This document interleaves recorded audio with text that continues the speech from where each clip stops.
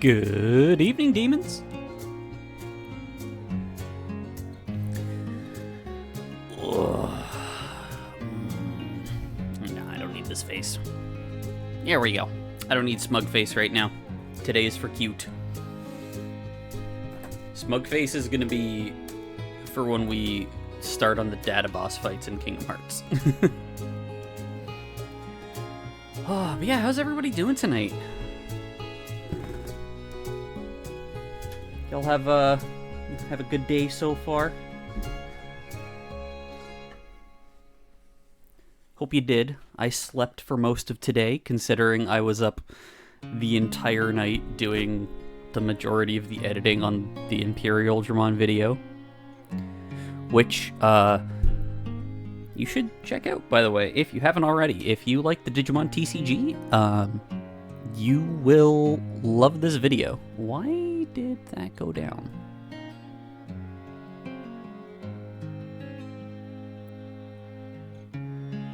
From something back in 2021? What the hell?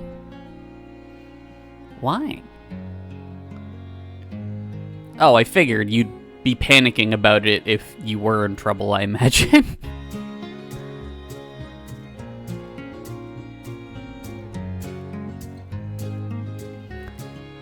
Oh, I'm a freaking space case. I'll do it for Saturday. No, not Saturday. I'm busy Saturday. For Friday's stream, but I should set up like a little timer thing like the other ones I have here in the chat bot, for my fucking YouTube channel. You think I could have done that for like the past several months, but no. Oh, yeah, don't make hour-long videos if you're not prepared to just pull a fucking all-nighter to do the editing. I'm glad I did it, because Imperial Dramon is a very popular deck, and it's a very popular Digimon, so it'll get a lot of eyes on it and whatnot. But 74 cards is too fucking much.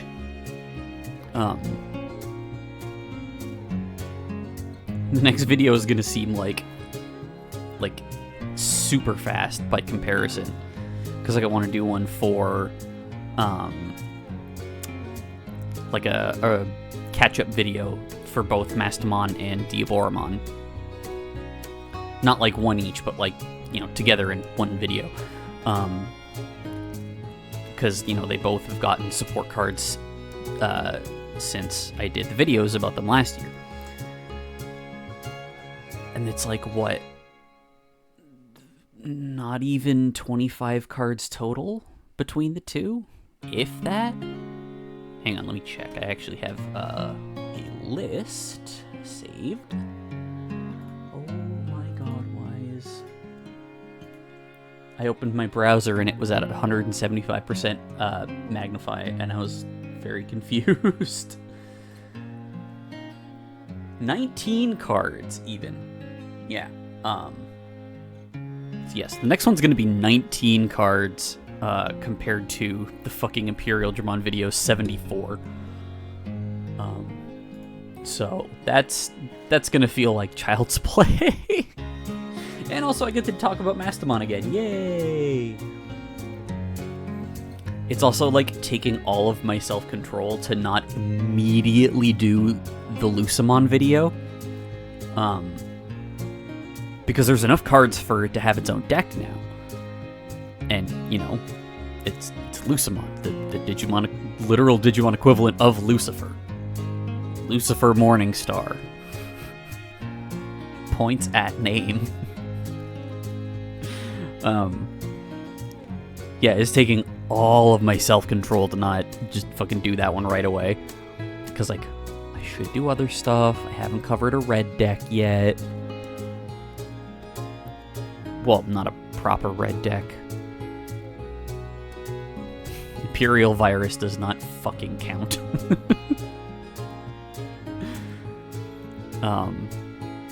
Because that deck's just, you know, bad. Not as bad as the 4-color abomination I included at the end of the video. I haven't even bothered playtesting that one. I was just like, no, this just looks like a bad time.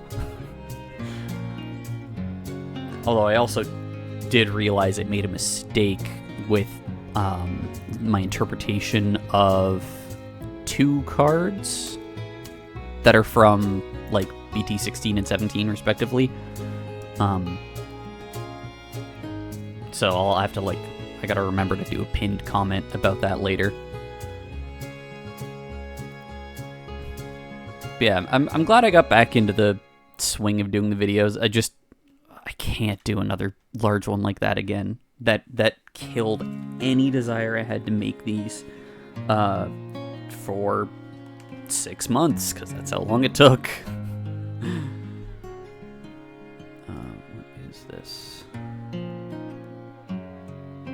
Okay.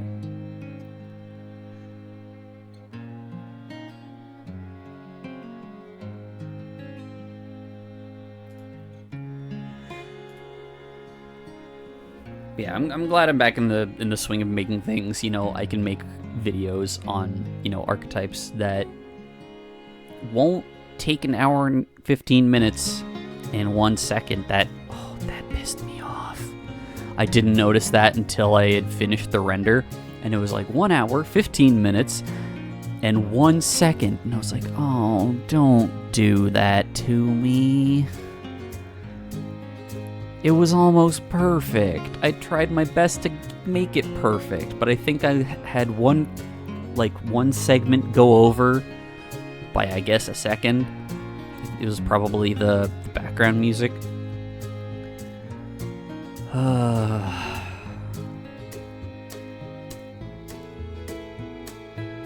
Oh, but yeah, we've also got 2 new followers from before stream.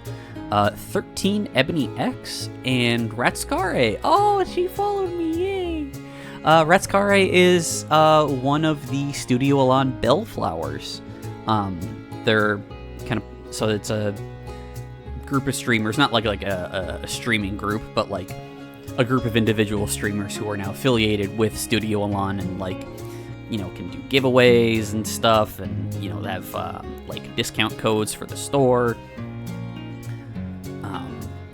Which is really cool, and you know, they said, you know, there will be more, and they're still looking at like, you know, applications and stuff. So maybe one day I can get there too. I hope.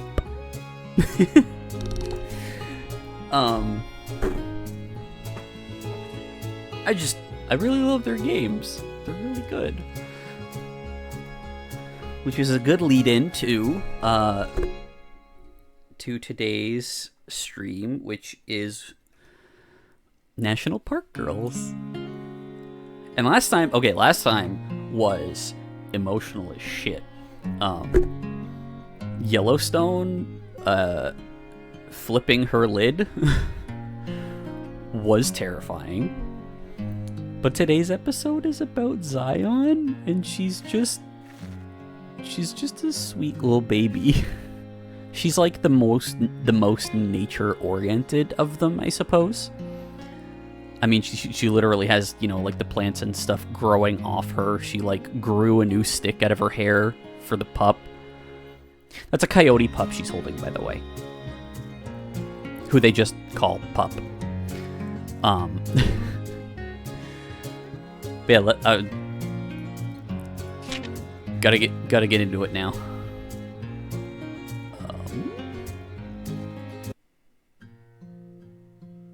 Okay. Remember. Try to. Heroes, ancients in the stars. What? Prosperity is for no one except those in charge. All empires. What is this? Away. Dreams of old glory. Also, this is really friggin' quiet. Yesterday.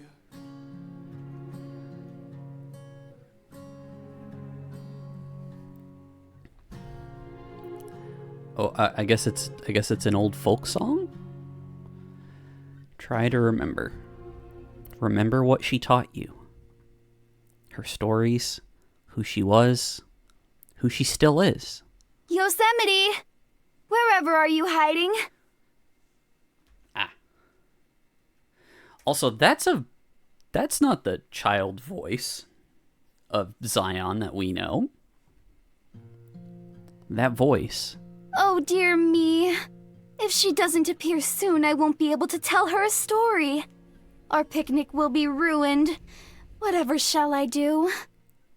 So it sounds like it's like an older Zion and a younger Yosemite? I mean, she said they've been having issues with forgetting things and stuff. But I didn't realize it meant like actual like change in age and stuff. It still sounds so warm, as angelic as I remember. Remember. At least I can still do that much. Not all of us are so lucky. Wait, I'm right here! I want to hear this story! Oh my god, baby Yosemite sounds adorable. Did I seriously fall for that? Such a simple trick. Yet I can't help but wish to return to the days where I would fall for it. Oh, I'm not so sure now. It's getting rather late. Perhaps we should return to the cabin. Preposterous! Oh, she's so cute. It's preposterous, dear. Preposterous! There was a quick rustle. My head popped out from the bush? Or was it from behind a tree? Definitely some kind of flora, or definitely some type of flora. Please, Zion! I want to hear the story about the again! Tell me the story! Oh, that's terrifying. What story was it? I'm not sure if I can recall it. It was something simple, right? A fable, I'm positive. The descriptor is on the tip of my tongue. I know it is. So why does the memory feel fuzzy when I think of it? Why does the word crackle out like radio static? Goodness. I suppose I have no choice then. No, you certainly do not. She's just as petulant as a child as she is when she's older. Zion laughed. Her laugh was always so beautiful, like a song. It would always draw the birds to her. They would perch themselves on her shoulders, her wings, her antlers, back when she had them. She had antlers? That's cool as heck. I want to see that. Very well. Come sit down, little one. You can't listen to a story from all the way over there, now can you? I crawled out from whatever plant it was I was hiding behind. Show me the art. Tiny Yosemite is cute! And it's like a jewel or something that Zion's wearing also. This is a little trippy. Sitting on a long toppled over tree, Zion patted her lap. Her gown fluttered all the way down her long body and drifted with the wind. I looked up to smile at her. I remember that much. And what? I look up to smile at her and there was no face. That can't be right. But no matter how hard I try to remember, her face is a blur. Her voice was beautiful, her build was tall. So what did she look like? Coming! I skipped over to where she was sitting, and the more I think about it, the blurrier it gets. Details begin to blend. The patches of dirt and grass I was romping across mixed together. They're a spiraling green and brown vortex now. Was it even a log she was sitting on? Could it have been a rock? By the time I'm sitting in her lap, it doesn't matter. By the time I was sitting on her lap, she was my anchor. Straighten your posture.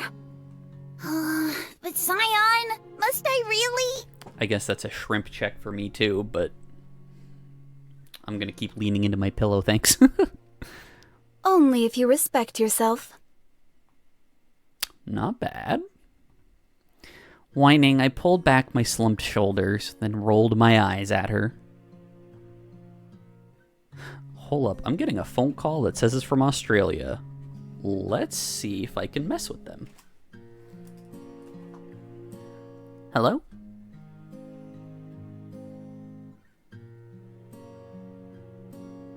Who's speaking?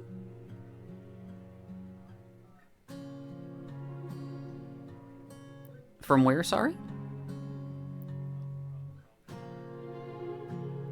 Yeah, no, I'm not interested, thank you. Guy said he was from Prophet Guru.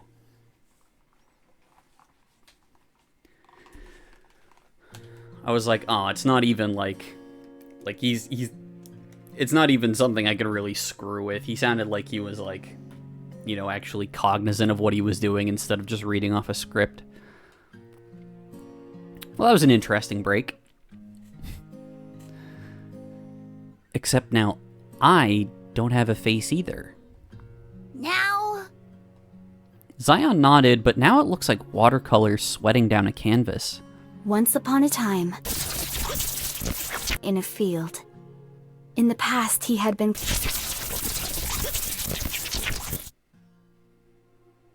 This is really disturbing.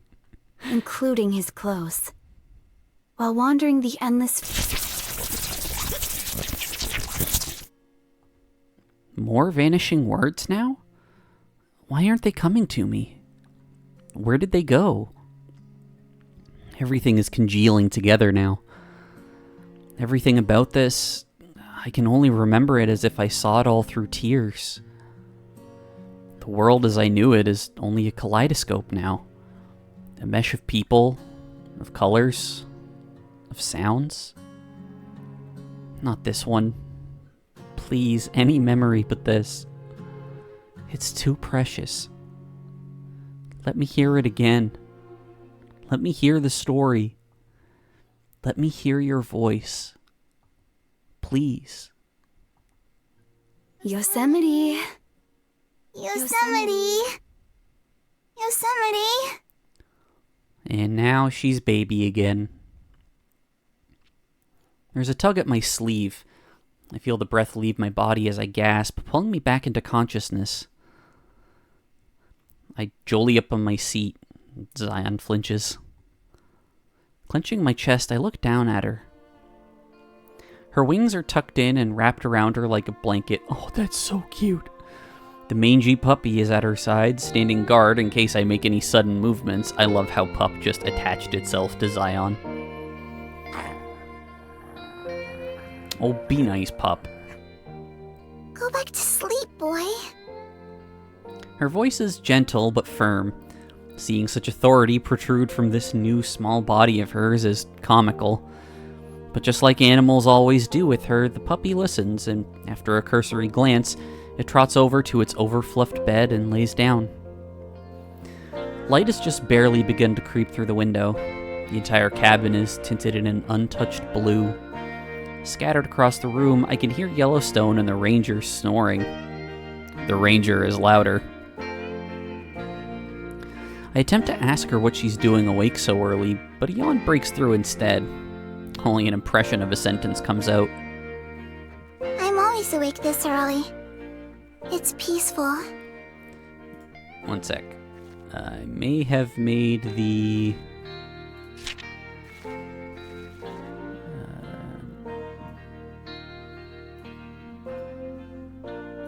There we go.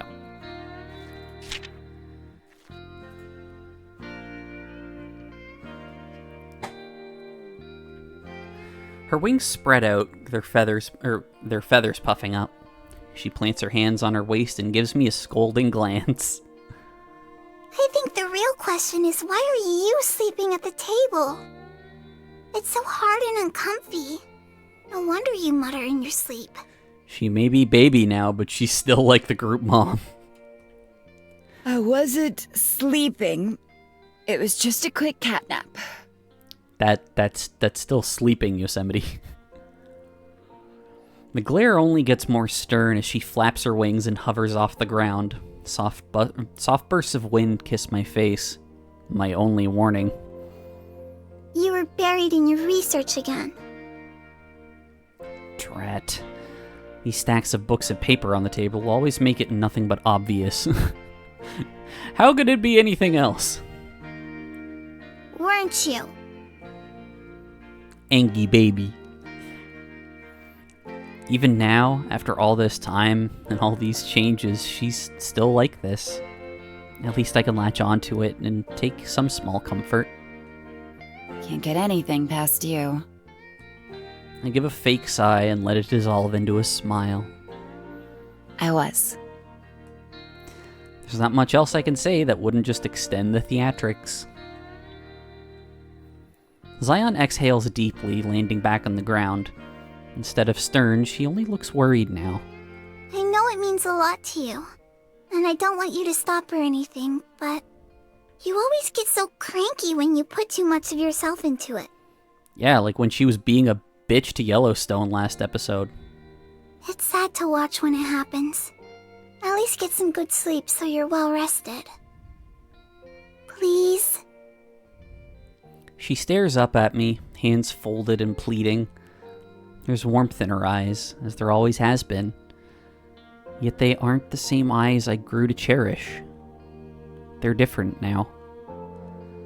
And they've been different for a long time. Come here, little one. I beckon her forward with my finger. She doesn't hesitate to come in for an embrace. Nuzzling in close, she squeezes me tight. You know I get anxious real easy. Oh, baby. I know. Sorry for making you worry. I pat her, bringing her with me as I do my best to rock back and forth in this chair. Yes, I can take comfort in the small reminders of the past, but it'll never be the same as when it was. Existing like this, hugging her like this, perhaps it's important to love it, despite everything, but it rings so hollow. I wish it wouldn't. Say, Zion? Her voice is muffled. She looks up, only hair and a pair of eyes. The rest of her is still buried in my clothes. Do you remember that story we like? The one you used to always tell me? She tilts her head.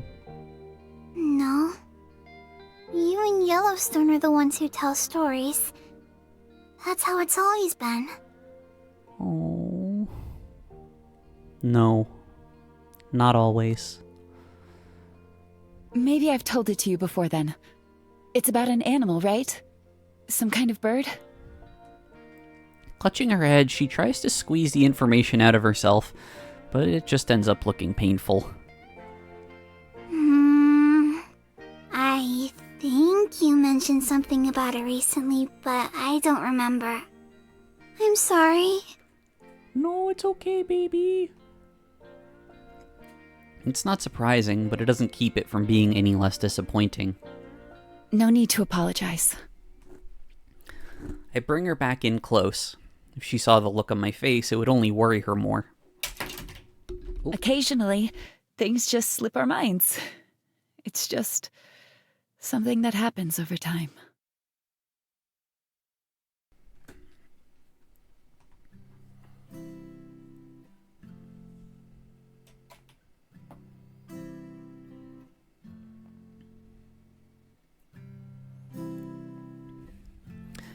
Ah, so that was the cold open.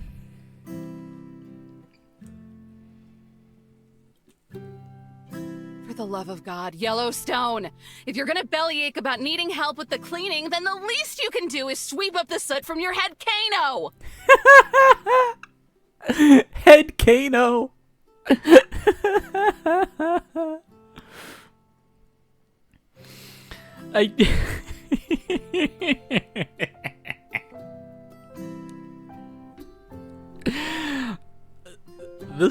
I did not expect to laugh as much as I have with National Park girls so far. Oh, I love Head Kano.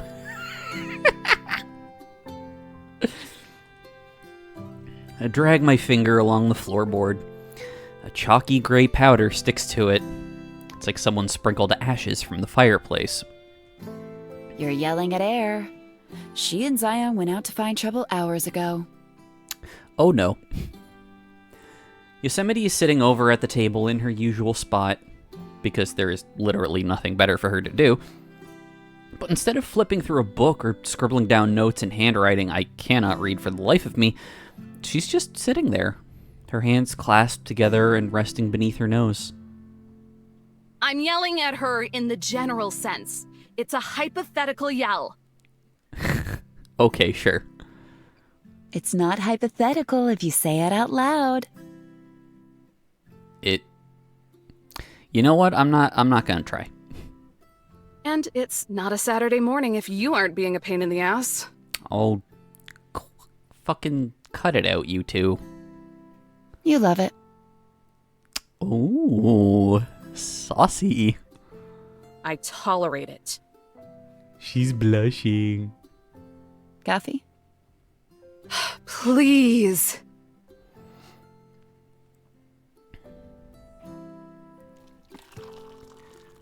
Why is Yosemite making coffee? I thought she was strictly a tea girl. Not like that. I mean, for all I know, Yosemite could be trans. But, I was talking about the drink. By the time I'm over at the table, she already has a steaming hot cup of coffee for me, straight from the percolator. I need this. I flop down in the chair. When I stare down into the cup, it's thick and black and swirling with just a little bit of sugar. Huh. She remembered. Here's to you, you overgrown tree. Eve is such a bitch, but in the funniest way. Exasperating morning. Every day of my life is exasperating. She's also relatable as fuck. But this... I take a quick gulp from my mug. If I don't breathe, it doesn't burn as bad. This has the added bonus of being my day off. Isn't that normally a good thing? You would think so, right? But this also happens to be the day my boss is visiting. Oh, shit. The chatty woman who seems far more respectable than you? I assumed you two got along. It's hard to get angry at that remark, even if it is chock full of sass. Jessie is absolutely more respectable than me. Oh, yeah, she's a hoot. But her mercy isn't eternal. Which means no messes, no coyotes, and I can't believe life has led me to a point where I actually have to say this out loud. No park girls. Yosemite raises an eyebrow, but I don't detect any of her usual smarm behind it. Is that really what you call us? What, you want to be a ghost forever? Her eyes slink down, scanning the permanent mess of research cluttering the table. A joyless smirk sprouts from her lips. No, I suppose not.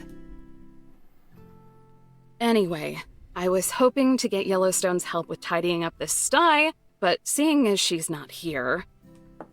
I chug what's left of my coffee and slam it down with a satisfying clank. You'll be helping instead. You just decided that, huh? Sure did. Not like you're actually doing anything productive. And she isn't, unless you count staring at a wall productive. She's just been daydreaming all morning. I expect at least a little pushback, but aside from a dirty look, which, let's be real, is just her regular face. Okay, no. Eve has resting bitch face. I don't think Yosemite has resting bitch face. She starts organizing her research into nice, orderly stacks. I'll help you out, but only so Yellowstone doesn't have more work to do. Try to tell me how to clean, and I'll use your hat as a rag. She sounds utterly defeated while saying it. Did I stumble my way into taming her? Life really is full of happy accidents. That's what I like to hear. See how peaceful things can be when you just bend to my will. I say it jokingly, but you know what? It's true. My life would be so much easier if everyone just listened to what I said. Yeah, ain't that for the truth. Mm-hmm. With her books and papers now compartmentalized, she places them inside the cardboard box that takes up half the table, then lugs it over to the bookshelf. That's it? Just, mm-hmm? No snide comments about squashing my growing ego? No sweeping declarations of hypocrisy? Must be an off day. You feeling okay today? If you're running a fever, you should tell me now so I can report any fires before they get out of hand. She walks past me and takes to the sink. Not even bothering to turn on the faucet, she wrings out the water from her hair and lets it run over the dirty plates in the sink. I love that that's a thing, but I imagine her just, like, tilting her head to one side and then, like, you know, wringing it out. Like, she's, like, as you would think, like, you know, drying your hair after a shower, but it's just like, nope, fill it up the sink, don't worry. Slightly revolting, I guess, but I'm way beyond the point of thinking too hard about this kind of stuff. I feel fine. Turning away from me, she goes back to the dishes, brushing me off with a wave of her hand. I have my doubts, but assuming you know how to use a broom, get the area by the couch. That part of the floor is where Yellowstone sleeps. Now that she mentions it, I don't think I've ever seen Yellowstone sleep on the couch. Yosemite guards with the ferocity of a Rottweiler, leaving poor Yellowstone to wiggle on the floor like a slug in her sleeping bag. That can't be good for her back. It almost makes me feel bad for all those times I've kicked her out of bed. Almost. I head for the closet and fish out the broom, dragging the brush along the floorboards as I head for the couch. It's really the most efficient way to clean Bleh. I'm tripping over my words a lot today. It's really the most efficient way to clean the maximum amount of space. Pup! Doesn't take long for Pup to take notice of it. He crouches onto his front paws, his tail wagging in the air as the broom skids around like prey. Don't you even! That was my first mistake, because when I yank the broom back, he pounces.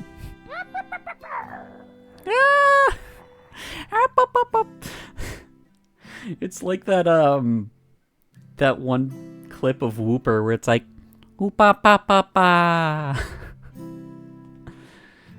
He lands on the head of the broom. I feel the weight immediately, unable to even tug on it without pulling him along too. No. As if challenging me, he bites into the brush. You little gremlin! And she's normally his #1 fan. I try to pull it away from him, but he just takes that as his cue to pull it towards himself. Let's go.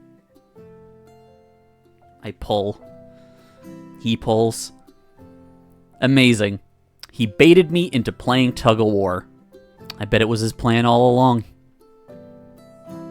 As much as I would love to spend more time with the goodest boy in the whole world, I decide to end it then and there. Oh, he is the goodest boy. I drop the broom and walk over, picking him up by the scruff of his neck. God, you're getting so heavy. I mean, I don't know how long it's been since episode 2, because I know it was like, I don't know, a month or something between episode 1 and 2. But 1, they're probably feeding him a lot of crap, and 2, you know, pups grow up quickly. Like coyote pups. It's like he knows it too, because he just pants happily while he dangles there. love Pup. He's so good. He really has grown since I was first stationed here. Before, I could easily pick him up with one hand. Now, it's a bit of a workout. Bad. Oh, he licks his chops. But also, so good. He's so cute. I'm too much of a sucker to do any actual scolding, but at the same time, he's too much of a liability right now. Jessie would have my head and probably do the decapitation herself if she saw him. I carry him over to the door and toss him onto the porch, slamming the door shut before he can charge back in. Like, I get it. I've had to do that with animals before, but like, you know, just like, all right, out of my room. But I always feel bad when I gotta like chuck them. He'll just have to stay outside until the visit is over. Oh, baby. Here it is, the waterworks. The saddest awoo in the world. Not long after, he starts scratching at the door. Is leaving him out there a good idea?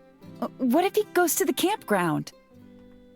Great. He'll love the attention. You should have seen him when he was down there last week. All the kids were begging their parents to take him home. That's a bad thing? It's a thing. Humans are hardwired to love the cute little fuzzy wuzzies. Yeah, and Eve is like the #1 example of that. Pup scratching at the door stops. Yosemite freezes, dropping a plate in the sink. It doesn't shatter, but I wish it did, because that would at least end the silence. Her head turns. The only word I could use to describe the look on her face would be concerned. I cough, because any noise will ease my discomfort at this point. Anyway, it's not a big deal. Just until Jessie leaves. Yosemite rolls her eyes and shrugs off the encounter. I make the walk of shame back to the broom and start to sweep. Hey, those were your words, Eve. So tell me, Ranger, why is she coming? Doesn't she typically call you over the radio to check in? She said she just wanted to catch up. Lord knows why when she has 1,000 more important things she could be doing. The dust on the floor is barely moved. It's just more smeared around now. Damn broom must be defective. Maybe she considers you important. I stop. For her sake, I hope she doesn't. I'm just gonna keep letting her down. It's already happened more times than I can count. This last time she saw the, This last time she was the only thing standing between me and unemployment. I still have no idea how she managed to get the lawsuit swept under the rug. What lawsuit? Oh, when she punched the guy. I thought she was talking about the incident where she, like, you know, disappeared because Yellowstone basically kidnapped her. Knowing her, though, I'm sure she'll just keep poking her nose into my business. Don't take it for granted. You might not always have someone like that. Yosemite doesn't stop washing the dishes this time, but there's an unfamiliar weight behind her words. A tinge of wistfulness. Yeah, I know. It's weird. No matter how hopeless I became, Jessie was the only person who constantly insisted that this job has any value. That I have value. I don't know if she's right, but sometimes it was enough to actually make me feel like I was important. Since when did you start giving good advice? Since before you were born. But you're just too stubborn to listen. Yeah, how old is Yosemite? I know Yellowstone is like, you know, several decades old, if not, you know, maybe a century at this point. But I don't know about the others. I mean, I would imagine Zion's the oldest, you know, chronologically speaking. But yeah, I don't know about Yosemite. Nah, that can't be right. Uh-oh. A collage of muffled stomps and voices practically breaks down the door. It's such an unfocused racket. It sounds like a middle school marching band just descended upon the porch.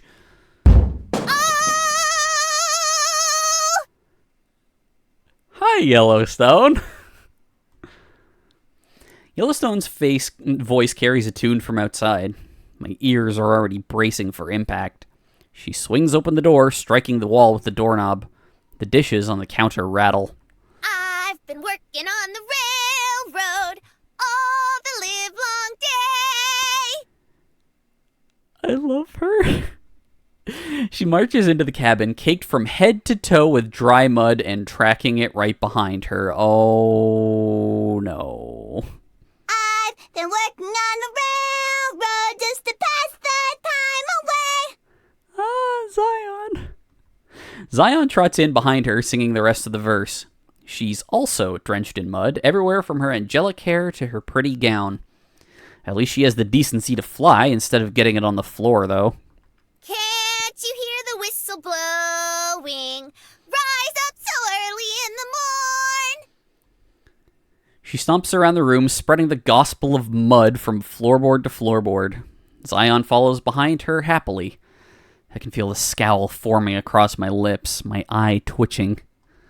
Can't you hear the whistle blowing? Finally, once there's a trail of muddy footsteps spiraling around the cabin, Yellowstone makes her way to me and leans in. Dinah blow your horn.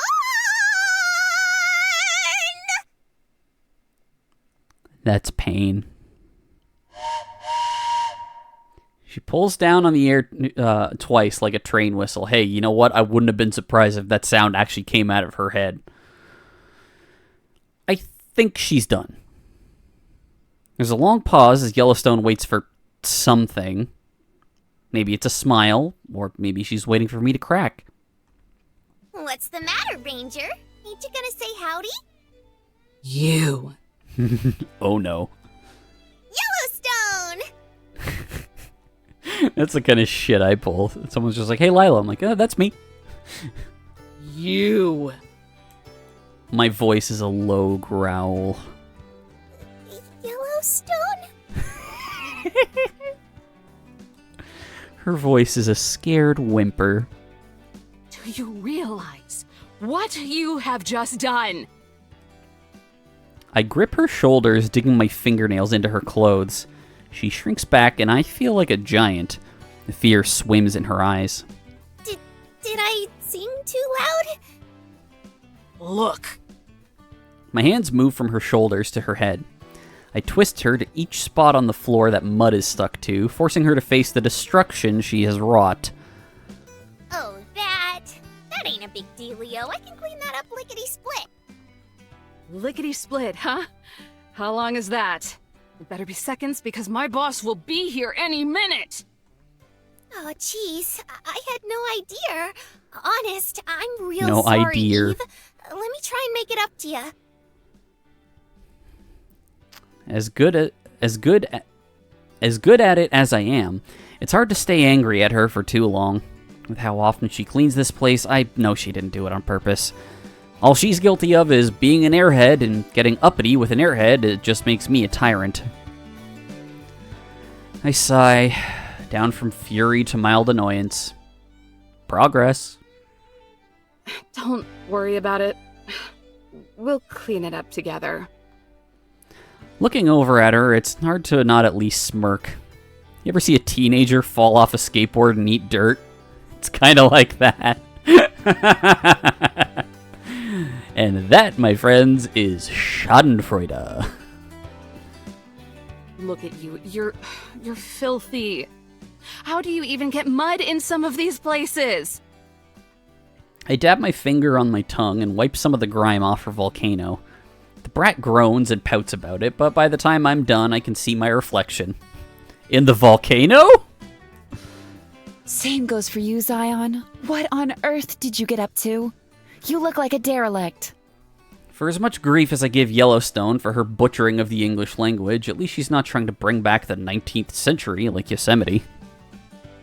Well, we were out picking mushrooms. And you avoided the poisonous ones, right? Yosemite squats down, wringing water out of her hair and onto her jacket. As if polishing a plate or a car, she wipes the smudges off Zion's face and makes an attempt to get some of the mud crusted to her hair. Aww. Yellowstone almost ate one, but then I told her what you told me. That ego death stuff gives me the heebie-jeebies. Oh no! Okay, for those who don't know, ego death is something that is often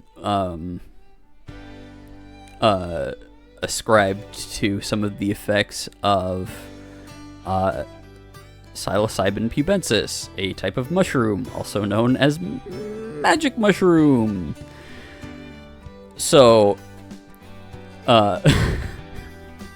she literally got them to not pick the fun mushrooms by telling them about ego death.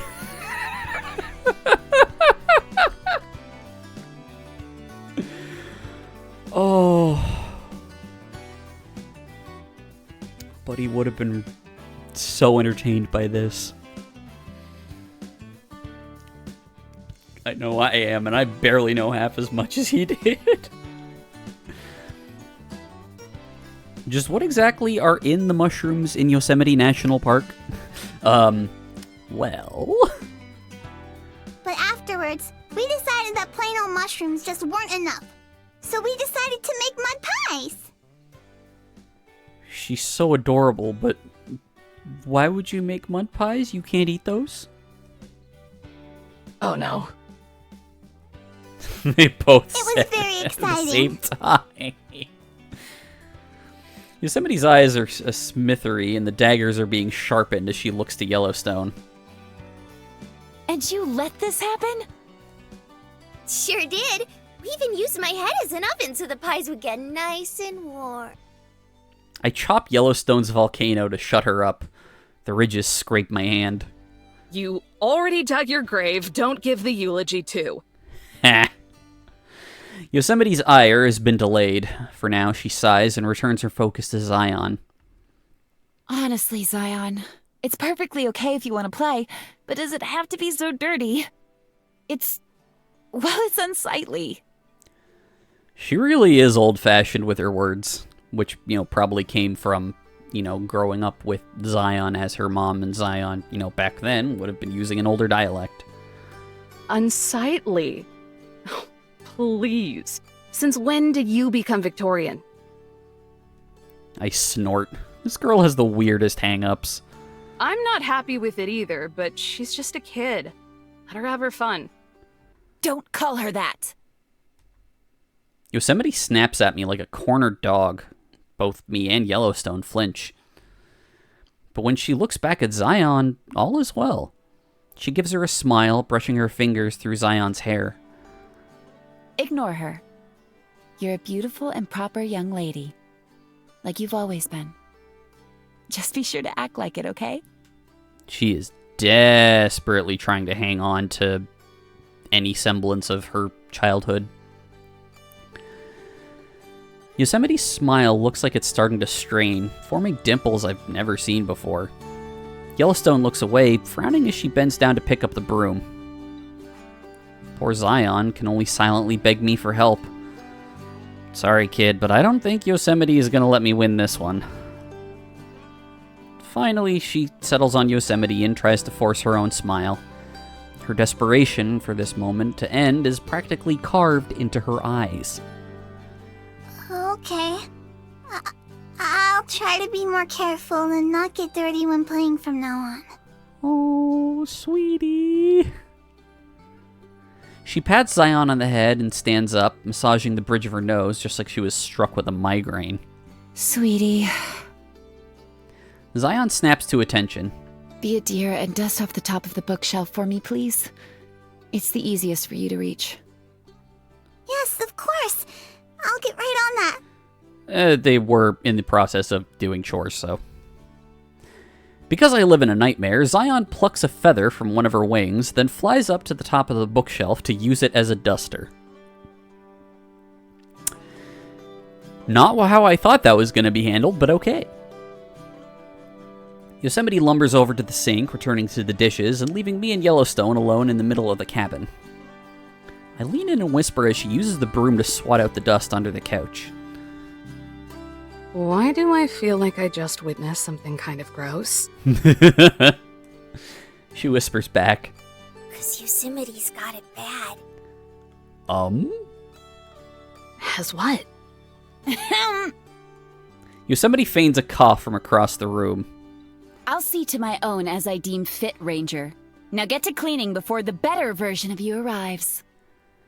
Why do you care? Also, y'all need to be gone as well. She's not wrong about that last bit, but I resent that first half. I've been here long enough to have at least some say in how exactly we play house. Mama Bear Syndrome. Ha! Yellowstone finishes her secret and slides off with the broom. It's none of my business. I won't make it my business. But if I were to make it my business, which I'm not, there would be an uneasy tickle crawling down my neck. Who knows, though? Wouldn't be the first time a hunch ended up being the common cold. We all get to business and go about cleaning the cabin. Much to my endless relief, getting the mud out isn't as hard as I thought it would be. That's hardwood for you. Floor as God intended it.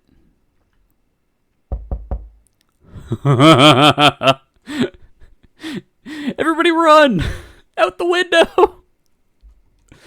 As sure as the sun will swallow the earth, Jesse arrives right on time. 3 knocks clatter at the front door. Knock, knock. We all freeze. 3 sets of eyes look to me. Crap, it's Jessie! We can see that. No, you can't. You can hear that. Technically, we can hear it. Let's go, Zion! If her perfume is as strong as last time, we might be able to smell it too. We really need to have a talk with Yellowstone soon. Sorry for being a minute late. Ernie locked the keys in the truck and it was just a whole big thing. Oh no, a minute late. She grunts and I hear the porch creak. Could you come open the door for me? I'm carrying a lot of stuff and it's actually Another grunt. a little heavy.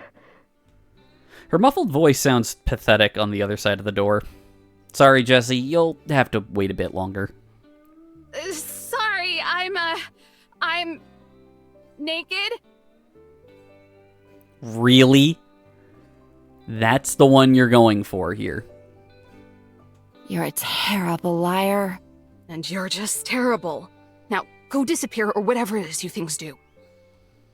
The 3 girls come together to lock hands. Oh, right, they can teleport. I forgot. Zion grabs a fine strand of her muddy hair and whines. We're still so dirty. Let's just splash around in the river and wash it all off. I don't think so. You'll be using the campground showers like respectable... All 3 of them vanish right in the middle of Yosemite's lecturing. A gust of wind rushes through my hair. Silence has never been so therapeutic. Eve, please. Gravity is kicking my butt. Coming! I sprint over to the door and open it for her. Just in time, too, because Jessie looks like she's about to be crushed by the weight of all the grocery bags she's holding. Hi, Eve. I think her muscles might collapse. The things I make this poor woman endure. The only comfort I can give her is a pitiable smile. I take half the bags and balance them on my arms as I wobble to the table. You're an angel. That's a first. We drop all the bags on the table and catch our breaths. Produce and snacks slide out and spread across it. Whew. Oh, my eyes just about bulged out of my head when you faxed me your grocery right. list. You must be a hungry gal. Jeez, that's enough food for 4. I'm bulking. And by bulking, I mean running my ass off so Yellowstone's cooking doesn't lead to the growth of said ass. Seriously, she has so many dishes she wants to try out. I can't keep up. Well, whatever you're doing, I'm just glad it's making you happy. She flops down on the chair Yosemite usually sits in and takes off her hat so she can fan herself with it. Oh, wasn't aware I gave off the impression of someone who was happy. I slump it down in my chair and rest my chin on the table. Not on the outside. We haven't gotten that far yet. But I have reason to believe that on the inside, your heart is at least half full. That's optimistic. Quit with the poetry and spill the dirt you have on me. My muscles tense up. She couldn't possibly know anything about the girls, could she? Jessie slaps a stack of folded papers slips a stack of folded papers out of her breast pocket. I thought it said slaps. This right here. It says this right there. She slices it through the air. It's a stack of complaints. Campers couldn't take the heat, huh? These are all from the rangers who work the station across the clearing. Huh. What a surprise. Oh, are the hacks upset because they can't do their jobs right? I put on my best baby voice, and honestly, I think it's hilarious. But Jessie must think otherwise because she just gives me a flat glare. Let's read a couple, shall we? Ugh. Rolling my eyes, I rip open one of the bags of teriyaki jerky Jessie brought. She gives a distinguished cough as she unfolds the papers and begins reading. Ranger Adams is highly competent at her job. More than them, at least. I answer with half-chewed jerky still in my mouth. However, her confrontational demeanor and rigid personality often puts her at odds with the other rangers. Rigid? That's a new one. Jessie scoffs as she moves on to the next file. On various occasions, Ranger Adams has insisted that I am incapable of properly doing my job, and in one such instance, implied a threat of bodily harm against me by making a strangling motion when she believed my back to be turned. Okay, that skid mark is a trust fund baby. He's only here because his old man rubbed elbows with the last secretary up in Washington. This one is my favorite. Oh no. She reads off the next one in her stack. Despite only working Mondays through Fridays, Ranger Adams routinely comes into the station on weekends to file paperwork that is not her own and investigate office supplies to make sure they are, and I quote, up to regulation standard. How is that a complaint? They were printing out fire permits on yellow paper, Jessie. Yellow paper! I know things are always tight around here, but I couldn't just let them do that! What's the matter with yellow paper? She takes off her hat and fans herself with it, strands of her hair blowing past her smug face. Instead of saying anything, she just smiles. So what? You here to scold me then? At first. But you know those rate how we're doing sheets? The ones that no one ever fills out?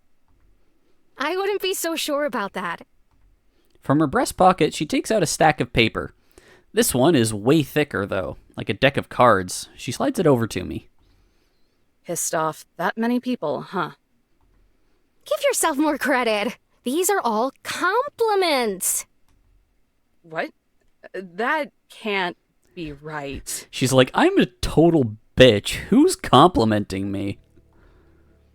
She's teasing me. That has to be it. I spider crawl my fingers to the paper, but stop just shy of grabbing it to read. No one actually has the willpower to tolerate me finger-wagging them for more than 5 minutes. Maybe here or there, but only on the rare occasion when they're actually interested. Or if they're pretending to be polite. But I have to.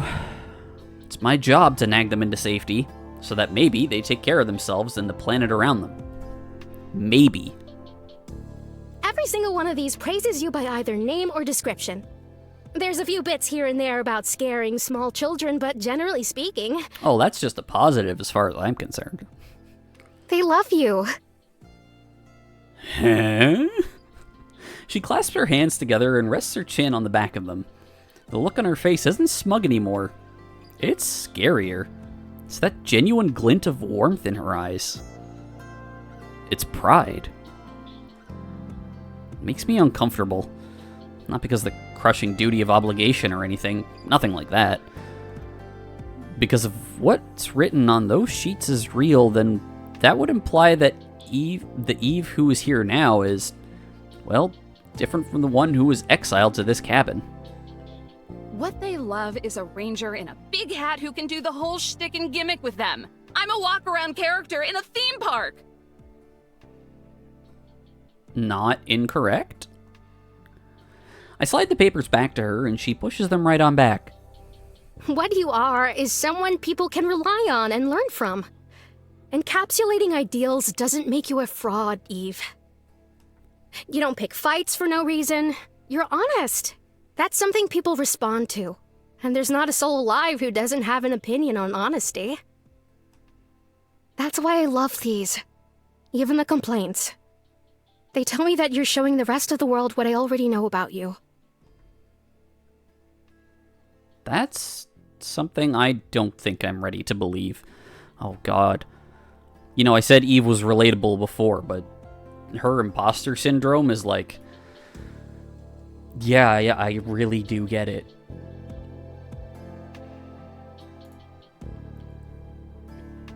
I think you put too much stock in everyone.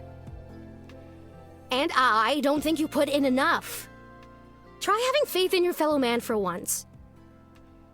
She can generalize it as that, but I don't think it's my fellow man I'm not ready to have faith in. Looking down at this stack of paper is like looking down at a Bible. Thick, daunting, and tells me more about myself than I would like to know. Why does a Bible do that?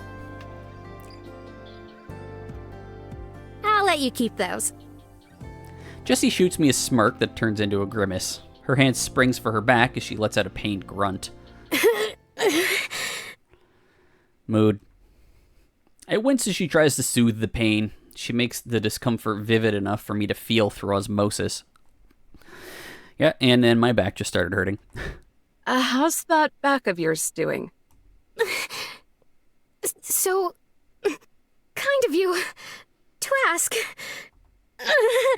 All she can do is groan. Her entire upper body looks stiff as a plank. Let's get you over to the couch. I move to get out of my chair, but she waves her hand at me to stay away. Let it happen! Let it happen! Sometimes you do just need to write it out. The whole dramatic command somehow makes The whole dramatic command somehow makes its way through her teeth. I swear, sometimes she's just as stubborn as me. After a few more moments of her gritting her teeth and willing her way through the worst of it, she collapses in the chair and catches her breath. You're going to overwork your way back into the wheelchair, you know? Oh, so that's been a thing already. I see my doctor has gotten to you too, huh? Doesn't take a PhD to give common sense. Seriously, just take this surgery, Jessie. Oh, she's... Oh. And be out for a month? I don't think so. What would everyone do without me? Ah, literal workaholic. We'd manage. What, the gift shop? Doesn't even take a second for her to correct the record.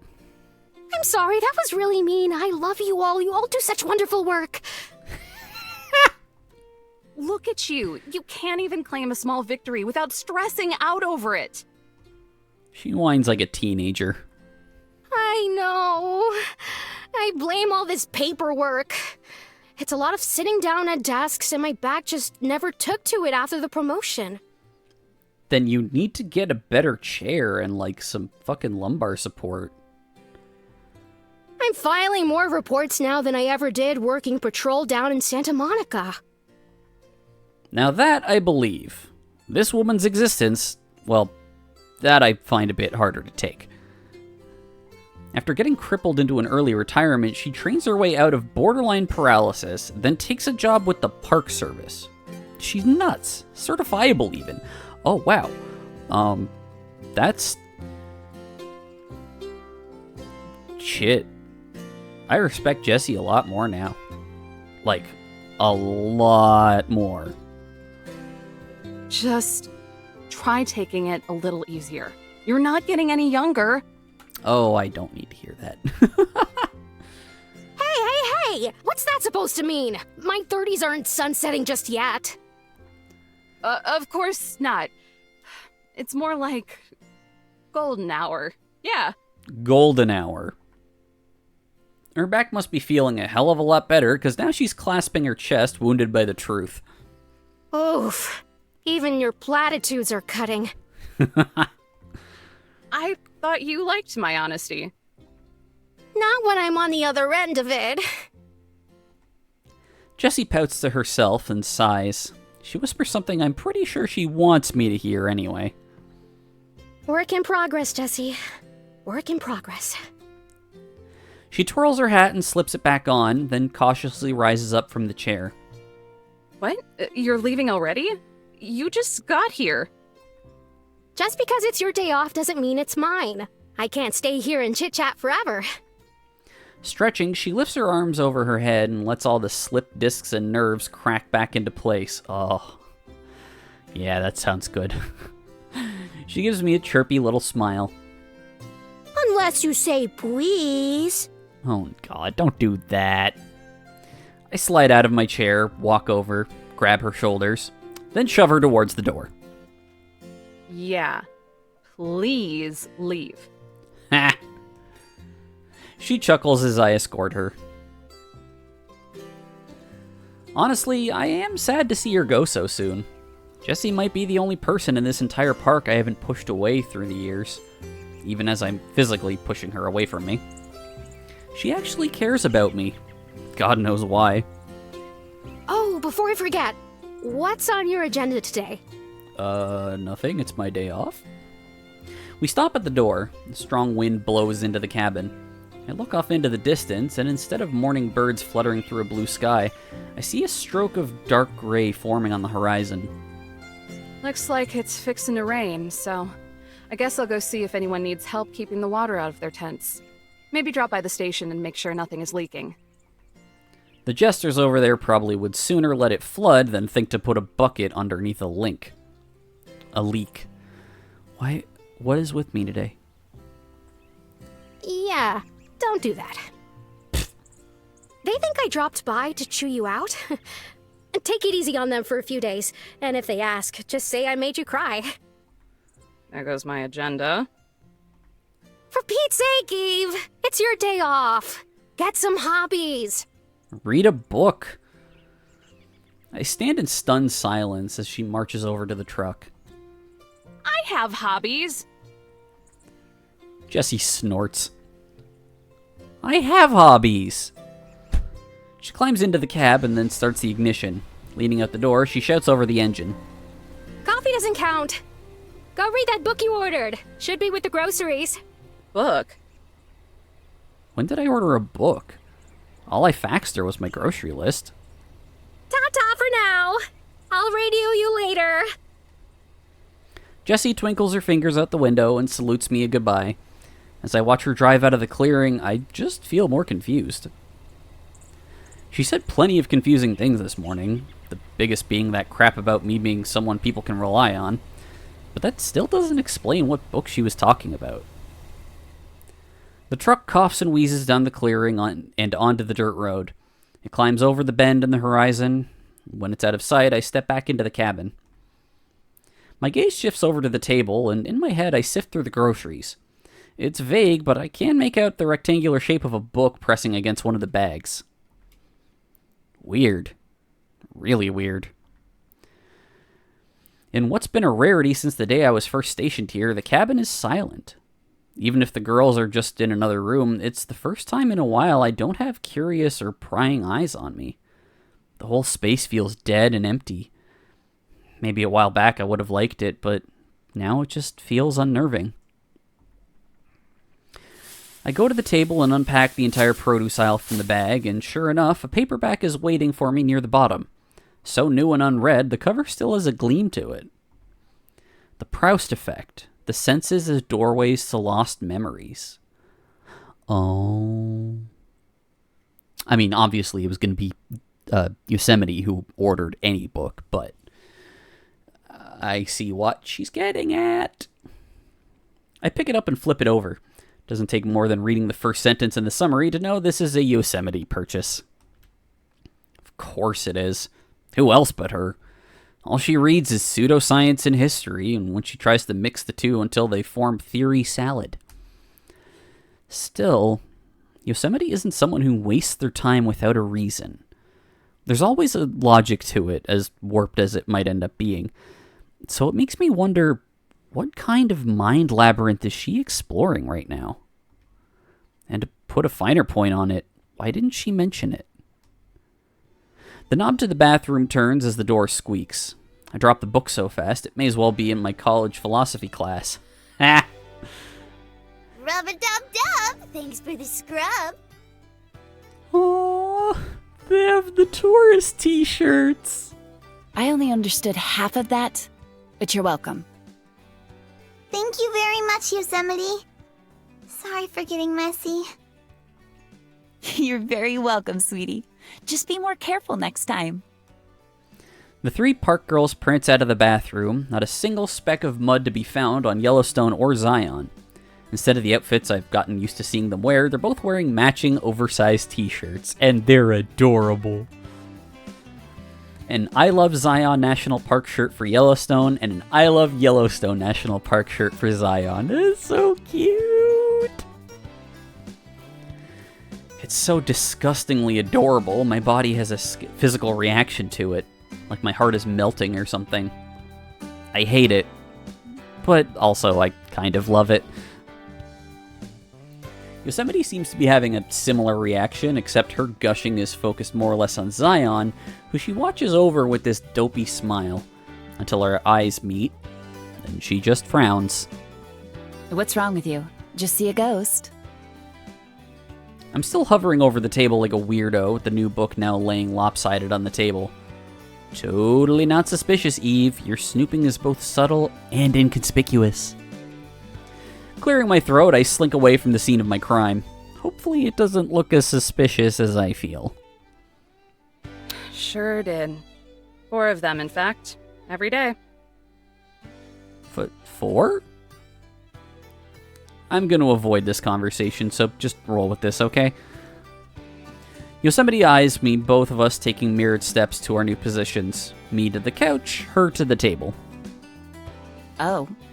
Who's the 4th? But why? What are you hiding, Ranger? I shoot her a pair of finger guns and click my tongue like the smooth criminal I know I absolutely am not. The one I see in the mirror. This is a very Terra thing to do.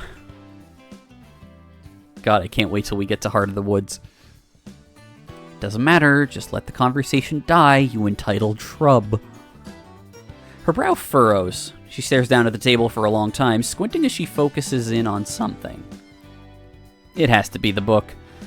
She's too savvy for her own good. She knows I saw it, and now I'm going to get a lecture for not minding my own business, despite her not telling me she was ordering it to begin with. Your self-deprecation is boring. I'm starting to think it's the only gimmick you have. It's cute that you think you can hide things from me, but sure your sins will find you out, because if they don't, I will. Oh god, here it comes. What are these? She picks up the folded stack of visitor surveys Jessie left here and waves them through the air. An audible groan slips out of me. Somehow this is even worse than if she figured out I saw the book. Visitor surveys. Jesse thought they were important enough for me to see. And I suppose you're ecstatic for the new fireplace kindling. Not today. Everything in that stack involves yours truly. What did you do this time? A valid reaction, I think. A good job, apparently. I scoff while saying it, because if I'm being honest, I still don't buy it. Maybe we just got a weird batch of visitors, or maybe those surveys are so layered with sarcasm it flew over Jessie's head. She's nice enough for that to happen. Whatever it is, it's not me. Yosemite scrambles to unfold the surveys. Her eyes scan across the paper, going from side to side as she reads from top to bottom. When she's done, her ears twitch and perk up. Eve. This is... positive. Glowing, even. I'll take your word for it. Once I've had time to digest Once I've had time to digest everything, I'll start going through all of them, but right now the idea of reading them reminds me of hearing my voice come out of a phone or video. It forces a specific kind of objectivity I'm not ready for. Same. When I was editing the Imperial Dramon video, I was like, I'm listening to my own voice for hours on end, sometimes saying the same thing over and over, and it doesn't feel like me, but it is. But Yosemite is ready for it. She laps that stuff up, flipping from page to page, devouring each one faster than I'm convinced she can actually read. She stops on one. A warm smile, untainted by her ego or usual sarcasm, spreads across her face. A flushed red crosses her cheeks, and her pebble-like freckles glitter beneath the red. Reminds me of a vivid sunset. I'm keeping this one. I want to know what it says. Those are official files that are technically property of the federal government. And now this one is an official document for my records. Ha ha ha! This is so good. I love this story. Yosemite's head bobs to her fake laugh. She rolls down the one paper into a tube and slides it into her jacket. The rest she puts back down on the table. This entire time, Zion has been eyeing the groceries and pursing her lips, as if she's been waiting for us to finish our conversation. Such a considerate little cherub. Yellowstone, did you see? Miss Eve's mom brought groceries. Her mom. My what? I sure did. It's a freight load of it, too. Now I can whip up all those vegetarian recipes you wanted me to try. Thanks, Mama Eve. Oh, don't. Thanks, Eve's mom. Oh my god, I can't. Let me stop you there. Jessie is my boss, not my mom. What kind of mental gymnastics did you do to get that idea? The idea that she looks old enough to be my mom would be cause of what's left of Jessie's ego to crumble into dust if she heard this. Oops, that's my bad. Zion gives an apologetic bow. Aw, baby. She's so kind and gentle with you. I just assumed. Like a drunk kicking open the church's mid... My god, what is wrong with me today? Like a drunk kicking open the church's mid-door... I'm gonna take a quick sip of water. I don't know if that's gonna help. But hopefully, I stop, misreading things so terribly.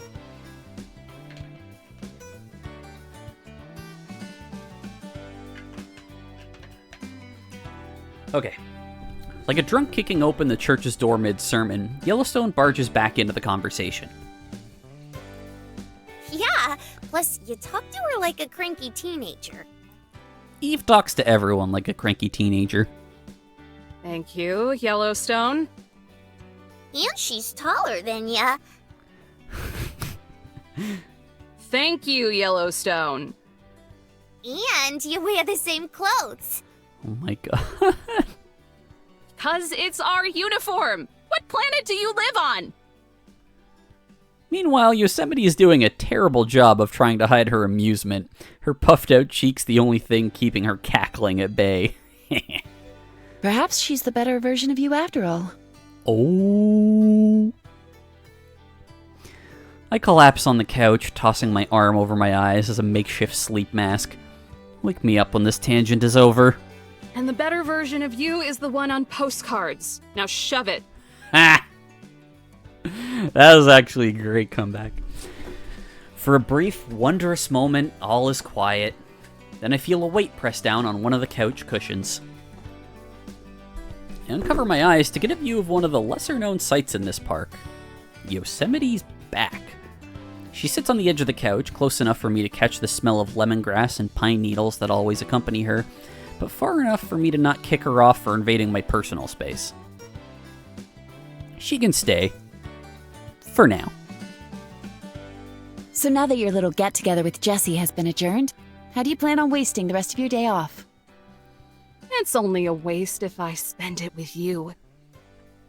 Is that your answer then? Ooh. I give the best shrug I can while lounging on a couch. Boss lady told me not to piss off the bums at the station, so my plans for the day are dead. Might still go down to the camp and help people prep for the rain, though. Maybe do some journaling inside Teddy. Agonize over whether or not I want to read those surveys. After all, they aren't technically real until I read them. Actually, Yellowstone. Yellowstone pokes her head over the back of the couch, thrusting her volcano between me and Yosemite. The headcano. as much as I admire you not having any hobbies, because you're such a stickler for your work and all, I think there was something Zion wanted to bring up with you gals. Oh. Why is everyone so stuck on this today? I have hobbies. Lots of them. You'd at least need an entire hand to list them all off. Yellowstone waves over Zion. Don't be shy, cutie.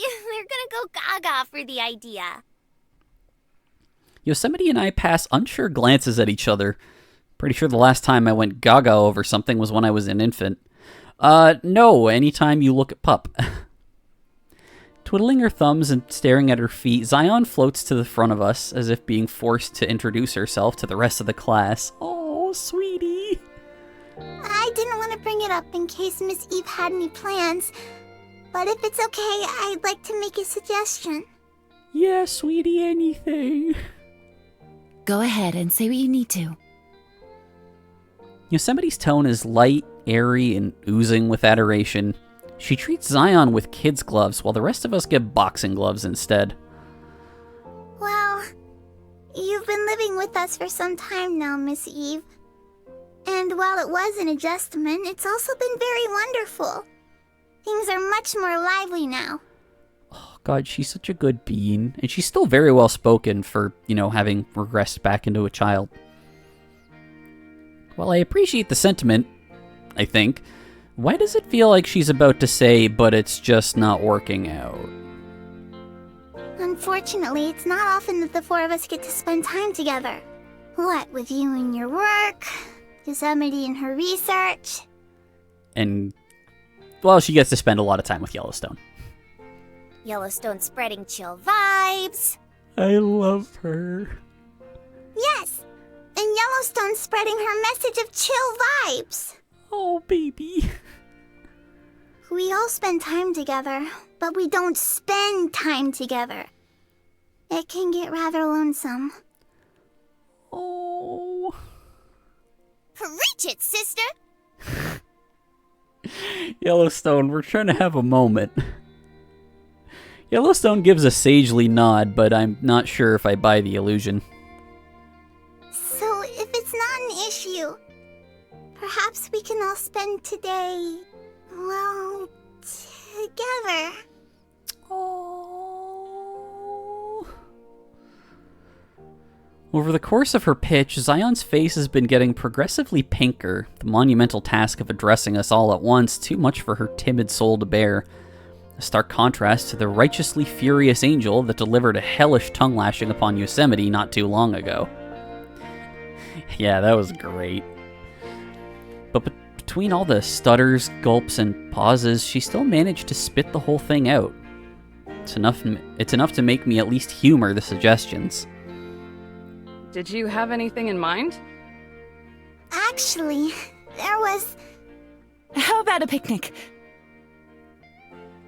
Let Zion say what she wanted to say. Yosemite cuts Zion off and does it with a smile on her face. Ooh, I'm always down for a good old-fashioned picnic. We can have macaroni salad, P&P sandwiches. That better not mean what I think it means. PB and P? Peanut butter and pickles, you goofball. It was what I thought it was. Picnic is fine, but I veto whatever that is. Before Yellowstone can whine about it, Zion wiggles back into the discussion that she sparked. Isn't it going to rain, though? I was thinking we could do something inside. Board games, charades. That might be nice. Oh. She always sounds like she's a little bit off from crying, and I can't. Zion trails off until her suggestions are quiet whispers. Must have been persuasive enough for Yellowstone, though, as she leaps to the rescue and lifts Zion back up. You got a point. There was a storm brewing out there earlier. Let's just put that idea on ice for now and kick back here instead.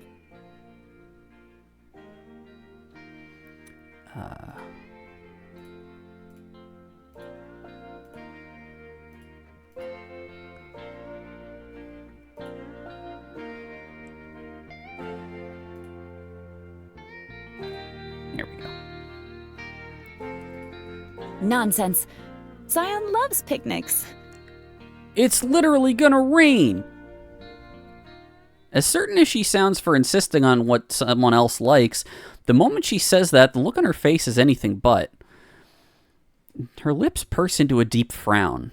She stares at Zion, and for all her pride and snobbery, Yosemite actually looks pathetic. Like a scared child looking to an adult for comfort. You do, don't you? Zion stares up at her and they lock eyes. Any hesitation she had about picnics or rain melts away into a bright grin. You're right. I love them. That sounded kind of forced. Using her wings to propel her forward, Zion flutters into Yosemite's arms and the two of them tightly embrace. Yosemite closes her eyes and smiles, soaking in the moment of affection. Zion's eyes are wide open and far away. She's not smiling.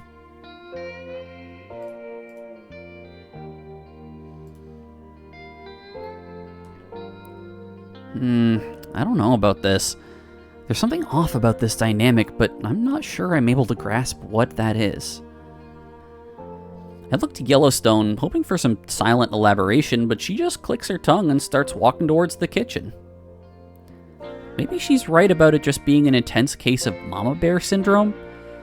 Who am I to say how park girls interact? So what about the weather, genius? Or are you just craving soggy sandwiches? Linear thinking. You're so good at it. We aren't limited to just eating within this park. There are other options. And I know just the place. She has a point. Zion looks up at her, most of her face buried in Yosemite's jacket. You do? Oh, yes. In fact, it's your favorite place. It was older Zion's favorite place, I imagine.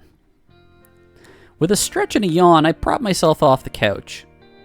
Guess that means it's time for another field trip. At least this one's on her day off, so she won't get in trouble. My thinking may be linear, but if those paintings on the walls have been anything to go by, it sounds like the four of us will be piling into Zion National Park. I can act like a grump all I want, but Zion National Park has been on my bucket list for a while. Maybe if I'm lucky, they'll take me to Weeping Rock Trail. I really want to hike under the mountain's overhang. The best part of hikes like that is when you get sprinkled by the waterfalls. It's so refreshing and you feel so rejuvenated after. Excited? I freeze, only now realizing I'm grinning. It's a normal human reaction, but Yosemite has a way of making it feel like losing. A little. It's embarrassing, but there are some parts of me I just can't deny, like how I had a banana phone until I left for college. Banana phone. I'm always going to be an earthly nature freak deep down. I better get cooking then. It's still bright and early outside, but it's almost high noon in Utah. We don't want to end up sharing our picnic with the crickets. Wait. Yellowstone is in the middle of tying an apron around her. I'll fix the food this time. Why do I get a bad feeling about this? At first, Yellowstone beams, because if there's one thing she loves more than helping, it's being offered help. But as sudden as lightning flashes through the sky, that morphs into a grimace. Golly, I sure do appreciate the offer, Yosemite, but it's all fine and dandy. I can whip all this up lickety-split. Yosemite releases Zion from her eternal hug and makes her way over to the stove, snatching the apron right off Yellowstone's back. It's not fine and it's not dandy. You wanted more help around here anyway, so here it is. Besides, I know Zion's favorite food. Just like that, Yosemite begins bringing groceries from the table to the counter. Yellowstone looks on in quiet horror, unable to stand up to the tyrant. Biting her thumb, she mumbles to herself. Okie dokie, this is all fine. It's all gonna turn out swell. Just trust Yosemite. I lean in and whisper to Yellowstone. The two of us are quickly becoming the keeper of all secrets within this cabin. Be straight with me. Should I be scared of Yosemite's cooking? Yes, you should be. We all should be.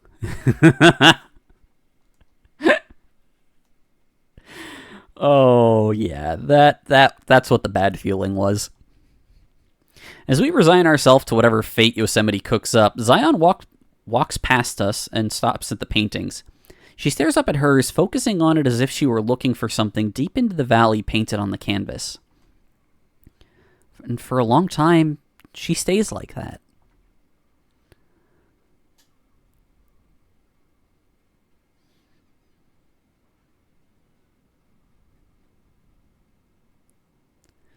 After what feels like an eternity of listening to genres of elevator music I didn't even know existed, the line finally starts to ring. First once, then twice. On the third ring, some lady on the other end answers. My foot aches from all the impatient tapping. Yeah, I'd like to check my balance. Checkings. Why is she in her park ranger outfit? Or did we just skip the whole picnic? There's a long pause. When she speaks, it's a bunch of nonsense words that I don't care about. No, I don't want the app. More words. I don't want the credit card either. Just tell me if there's been any suspicious charges. She sighs. I sigh. What a pain in the ass. I give her my account number. My eyes start to glaze over as I wait for her to bring up the info. Over by the counter, Yellowstone squirms and gasps as Yosemite crams what I think are sandwiches into the picnic basket. She forces the lid shut, a murky rainbow of fruits and veggies spilling over the top. Zion's laying on my bed, staring at the ceiling.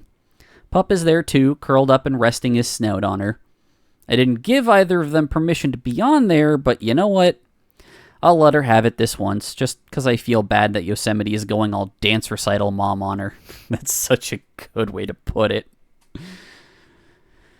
The lady on the phone speaks up and starts listing off all my recent transactions. Magazine subscriptions, Sierra Club and ASPCA donations, some bad graffiti artist medical bills, the usual.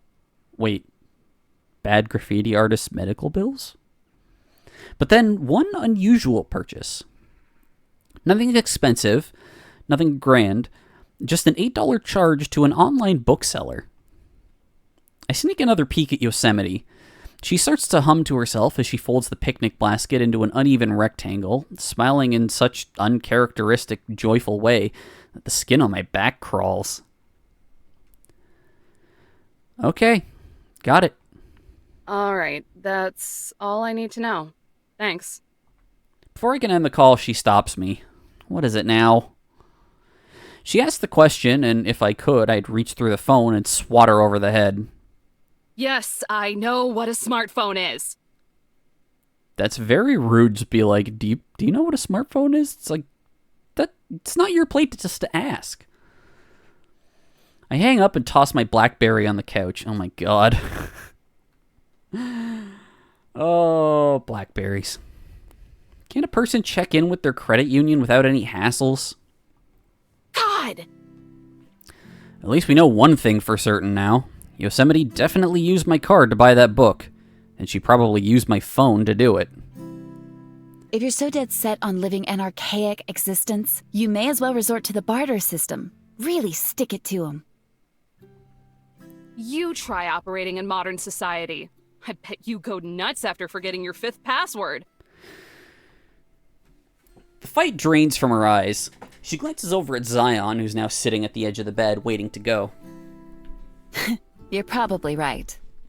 And it's because of weird moments like that that I'm not going to chew her out about it.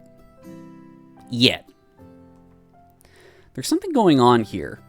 The unsure glances and sad smiles make it as obvious as a slap to the face. So I'm just gonna observe for a bit. Wait and see how this plays out. Yellowstone told me she had wandered around 30 years before meeting up with the other two. These girls have decades of baggage. Just like the rest of us, really. Slap. All it takes is one single clap from Yosemite for both Yellowstone and Zion to rise in attention. Even Pup does it. They're better trained than most of my coworkers. It took slightly longer than expected.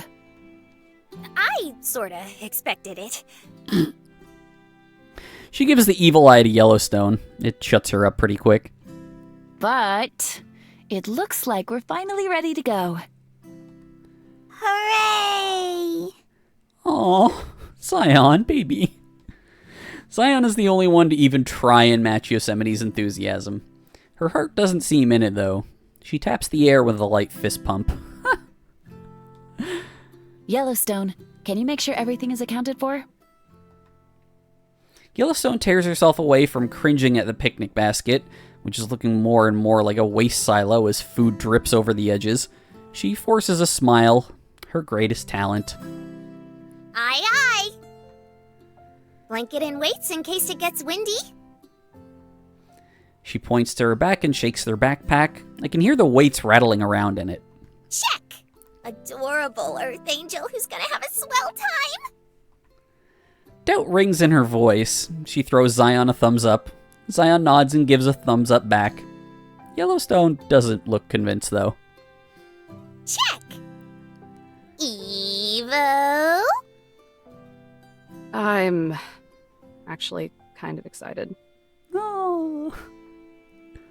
I look down to try to hide the creepy-looking grin I know I get when I'm happy, but Yellowstone still notices anyway and smiles like she just saw something disgustingly precious. She giggles. Check. Just let me be a national park nerd in peace, please. I beg of you.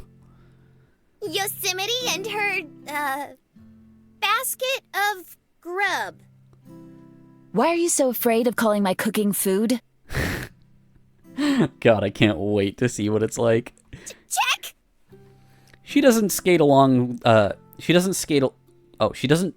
just skate along to avoid the subject, she skates a full 180 degrees to avoid looking at Yosemite. Is Puppers tagging along?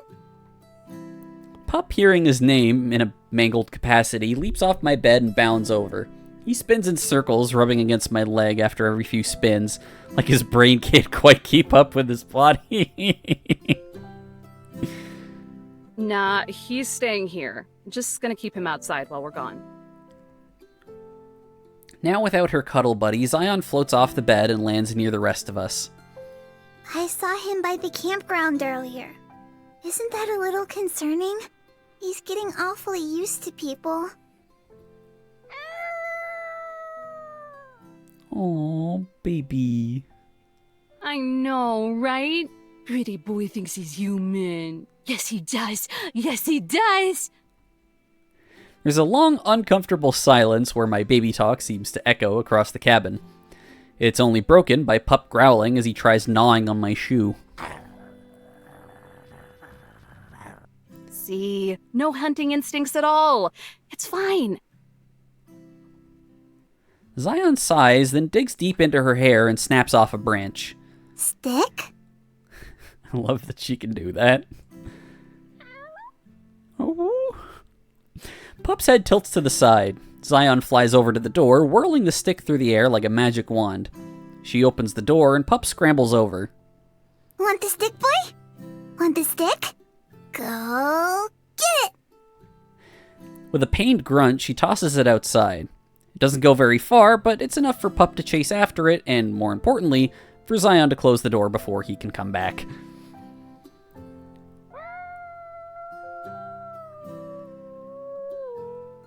Oh, he's like, I've been betrayed. He starts to scratch and whine at the door. It's hard to resist the temptation to go and let him back in. Fortunately, Yosemite doesn't give me much time to dwell on my broken heart. So now that the little fluff ball is out of the way, is everybody all set? Looks like it, Chief. Wonderful. Care to do the honors, Zion? Of course. Where am I taking us to? Come on. You know the place. Your favorite place? It would be hard to have a picnic at Angel's Landing. It's quite chilly up there. Yosemite frowns, then beckons her forward with a finger. She leans in and whispers something in Zion's ear. Her small nose wrinkles in confusion as Yosemite backs away. Yes? I can take us there, if that's what you want. Oh. Yosemite doesn't so much sigh as she does deflate. Not the answer she wanted, I'm guessing. Okay, everyone. Please hold hands. Oh. Miss Eve, I know this is your first time doing it with a group, but don't worry. It's simple. Sure is. All you gotta do is touch the old bread makers here with the buddies. Bread makers? I guess hands? Before I can jerk it away, she grabs my wrist. With her kung fu grip, she forces my hand to Yosemite's. When Yosemite resists, Yellowstone just does the same thing to her. There. Golly, you two don't have nothing but salt and pepper in you, huh? Our fingers interlock. For a moment, our palms touch, the skin pressing together. Gay! We both loosen our grip immediately and look away from each other. Far, far away, where neither of us have to see each other's stupid faces. Hers definitely being the stupidest. Stupid. Braggart. Idiot. What on earth did you do to make your hands so callous? You could light a match on it. I wish I could throw it right back at her, but her hand is so smooth I could hardly even feel the lines on her palm. Yours feels like peeled tree bark. Is that your only insult? It is. And I hope you get termites. Oh, that would suck. Yellowstone grabs my free hand and squeezes it. My fingers feel like twigs bending and cracking in the grasp of Yellowstone's strength. My body flexes as I deal with the crushing pain. In my resistance, I squeeze Yosemite's hand. There's a single snap. She lets out a yelp that sounds just like Pup. Girls? Puffs of black smoke whistle out of the top of her volcano like a steam engine. Unless the both of ya are cruising for a bruising, let's not turn this into a slobber knocker. Oh, what? She says it all through gritted teeth. A dark smile forces itself across her lips and digs into her cheeks, corrupting her usual jolly dimples. A red glow pules from her volcano, and I decide then and there that it's probably for the best to try and avoid any future eruptions. Capiche? Yosemite hurriedly nods. I follow suit. Yay! Take us away, cutie! Yosemite looks so concerned. Or not Yosemite, Zion. Zion nods, then extends her hands to Yosemite. She accepts it and tenderly strokes it with her thumb. Don't let go, Miss Eve. That would be very bad. What the fuck? Uh-huh. Why am I only being told this now? Wind rushes up from beneath me, lifting me up into nowhere. All that surrounds me is electricity, like I'm a grain of static in every television sign off screen or to ever flicker on a screen. And that I've been living this way forever. I'm not breathing. I'm not existing. I'm only moving. And I move into darkness. When I stare too long, vague shapes of constellations and heavenly bodies show themselves. I feel my hands begin to slip out of Yellowstone's and Yosemite's. Before I can let go, my knees hit the ground. Ugh. Able to breathe again, I begin shoveling in as much air as I possibly can into my lungs. This wasn't nearly as intense the other times. Thank you for flying, Air Zion. I apologize for the turbulence. Oh, baby. Wait. Is this? Oh, whoops. I rub my hands across the ground.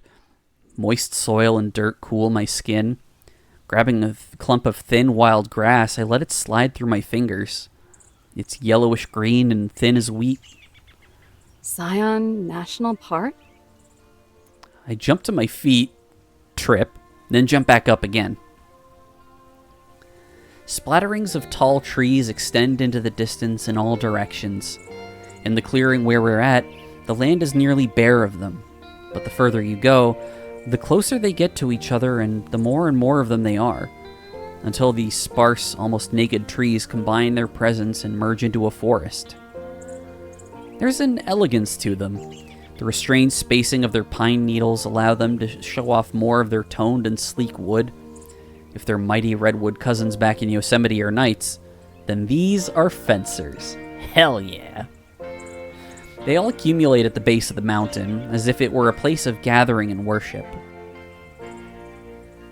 The mountain looks alien compared to the natural green of the trees. Its face is a gray mask, but jagged stripes of pink and gray minerals outline it, the unmistakable trademark of Navajo sandstone. Patternless nooks and overhangs look like they've been carved into the mountainside by an artist with no vision. Something so chaotic and random it could only exist in nature. Yet, it anchors this entire forest, presiding over it like a custodian. Feast your eyes, Ranger. You're looking at the North Guardian Angel. There's more popular places in the Kolob Terrace. Zion must feel Yosemite's eyes watching her because she immediately course corrects. But the Northgate peaks are always so beautiful. Something as simple as sitting between a mountain can really humble you. You're telling me!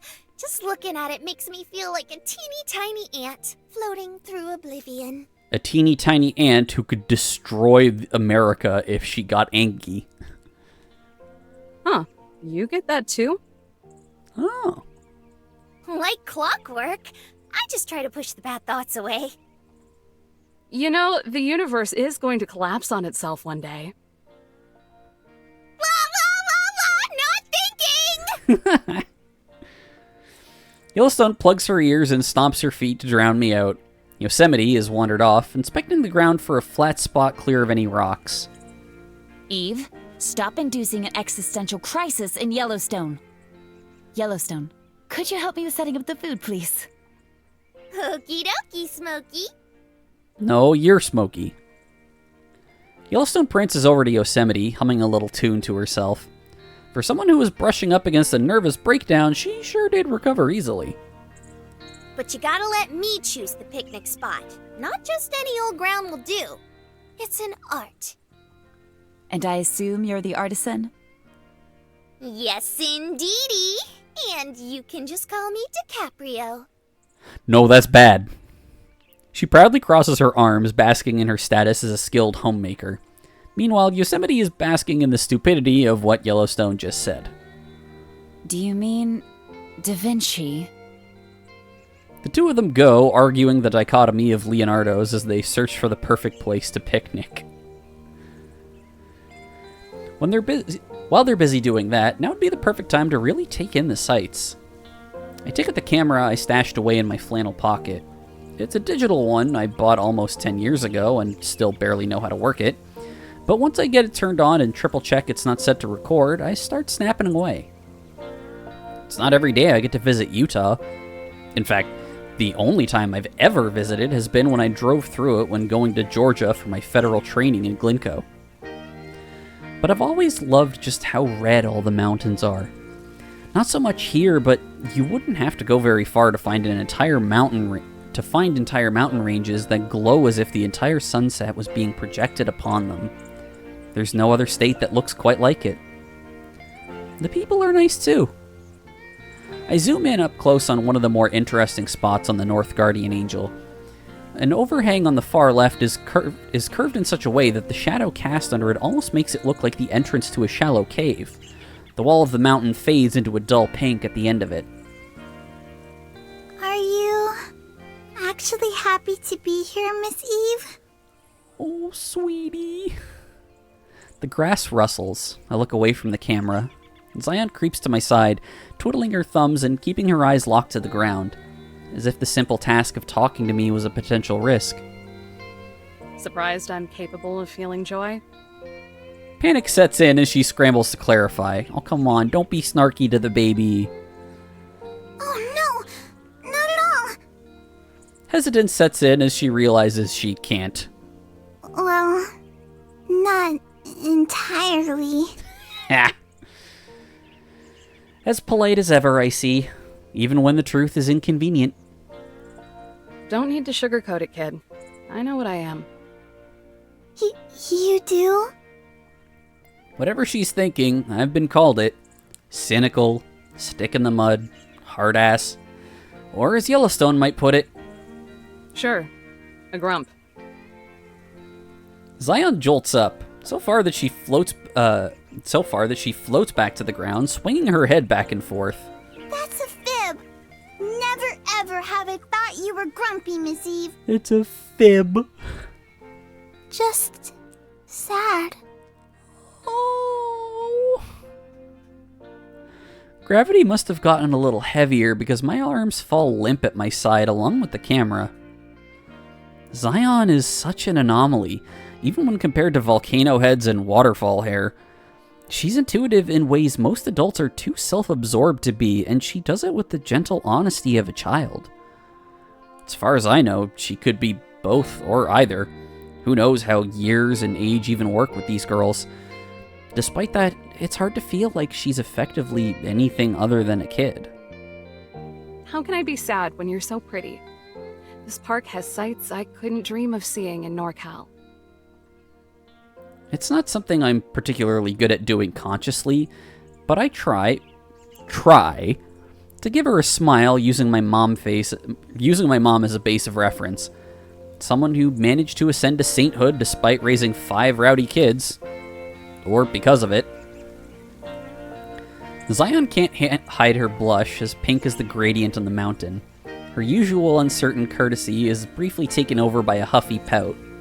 You really mustn't say things like that, Miss Eve. It's embarrassing for all parties. Oh.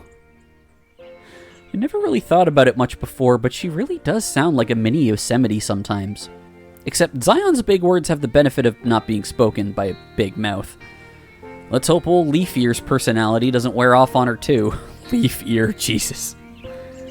But just so you know... She lowers her voice to a grave whisper, cupping one side of her mouth to tell me a secret. She waits for me to crouch down. I don't. It's very possible for someone to feel sad, but to try and hide it by pretending to feel another way. Uh-huh.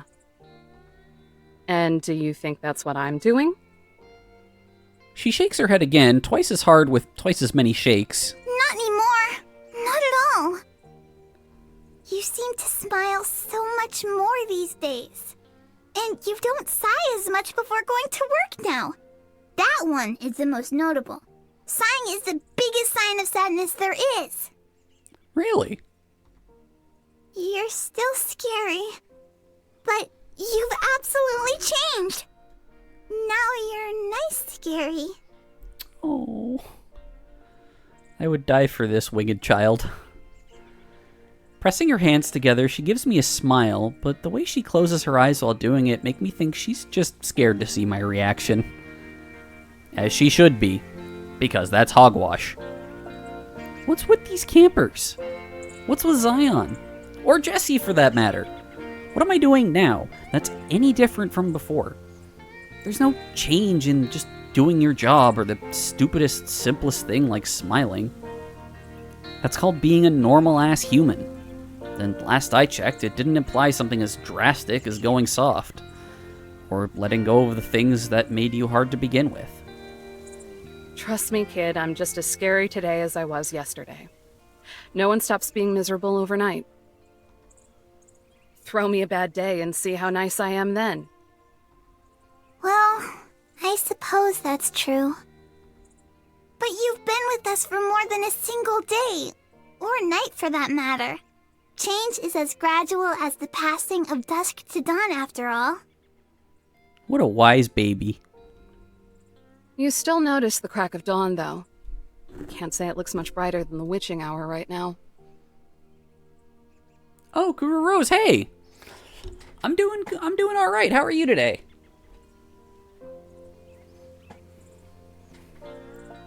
Zion contemplates this, rubbing her chin like a junior detective. In that case, you're probably still sleeping. Oh. She may be small, but Zion has wisdom for days. Some people sleep in for an awfully long time. That's me! She glances over at Yosemite. Her and Yellowstone are arguing over whether Splinter was one of the greatest Renaissance greats or not. I love Yellowstone so much. Splinter. Oh. Pretty sure that's a Ninja Turtles joke. I don't know how it got to this point. I don't know how my life got here either. Zion, are you feeling sad and pretending? If there's something going on between her and Zion, whatever wordless little struggle it may be, I'm bound to get sucked into it at some point. This is what happens when an entire social ecosystem is crammed into a cabin. Zion's shoulders tense up, then slump down. It's hard to read her expression based off her profile, but when she turns to face me, her tiny hands are clumped up into fists and certainty steals her gaze.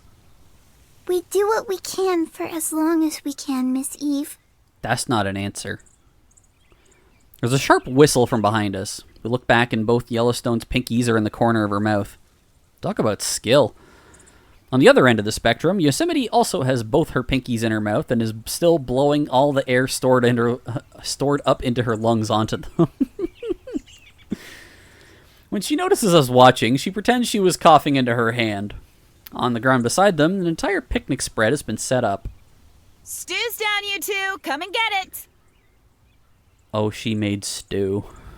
I can see how this is gonna go poorly. Yellowstone scrunches her nose. Say, Yosemite? Don't you mean soup's up?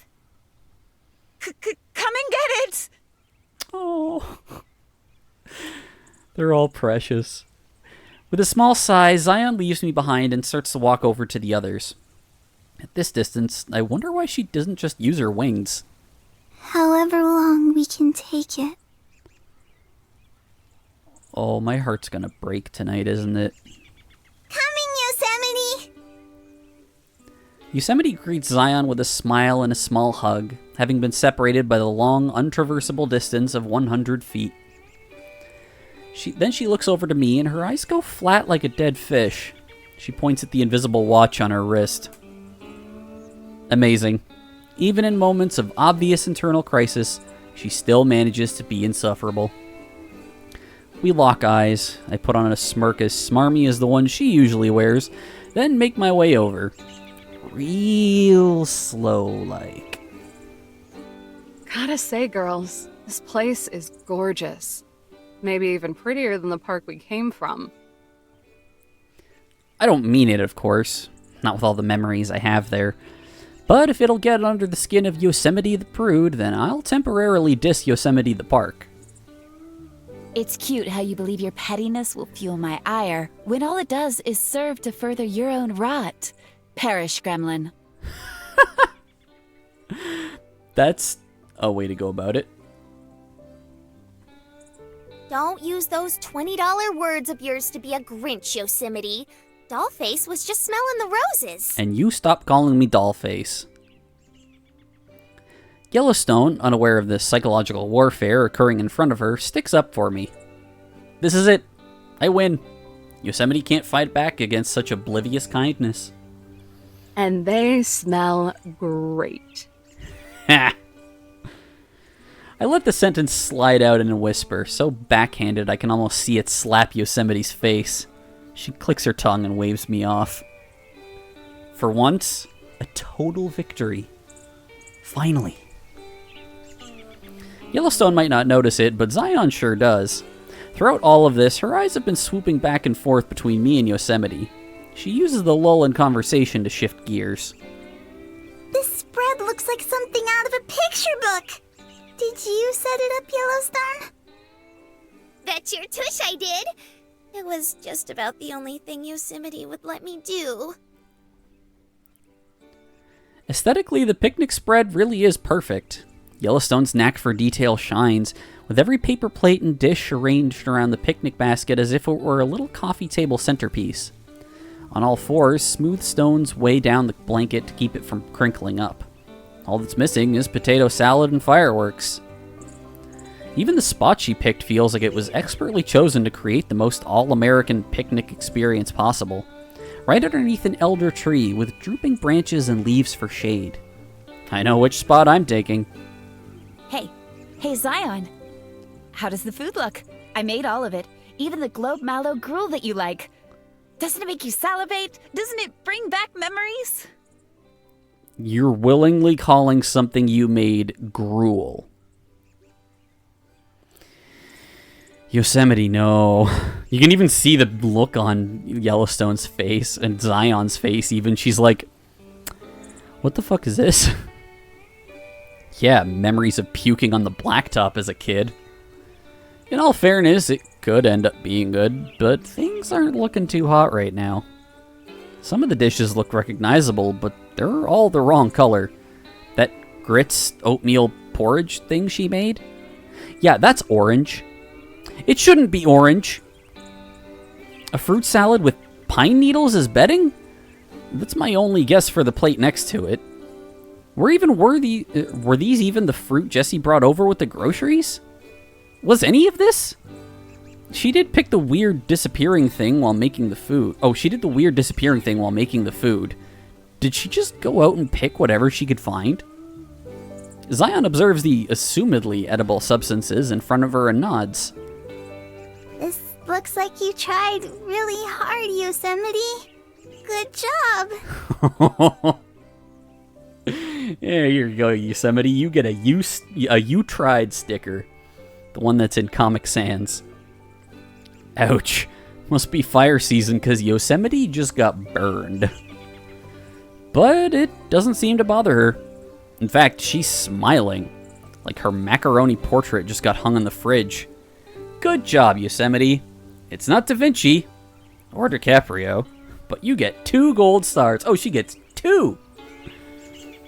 She's either deranged or resilient. I'm glad. I was thinking of you the entire time. She's deranged. Come on, let me fix you a plate. Yosemite sits down on the blanket and starts to pile a little bit of everything onto a flimsy paper plate. I'll do yours next, Yellowstone. Eve, you can do it yourself. That tracks. Whatever. I don't want her poisoning me anyway. Plopping down on the blanket, I slump against the tree. Call me overly cautious, but I'm going to observe the reactions to this food before I even consider putting it in my body. Yosemite sets down Zion's plate in front of her. It's a mountain of food, almost as big as the actual mountain behind us. All mished and mashed together, it's taken on the color and texture of grounded rainbow trout. A bastardization of the food pyramid if I've ever seen one. This is a lot. Of course it is. I know you say you're a picky eater, but the Zion I know would be happy with whatever she got. She would be grateful for simply having food. Oh, Yosemite.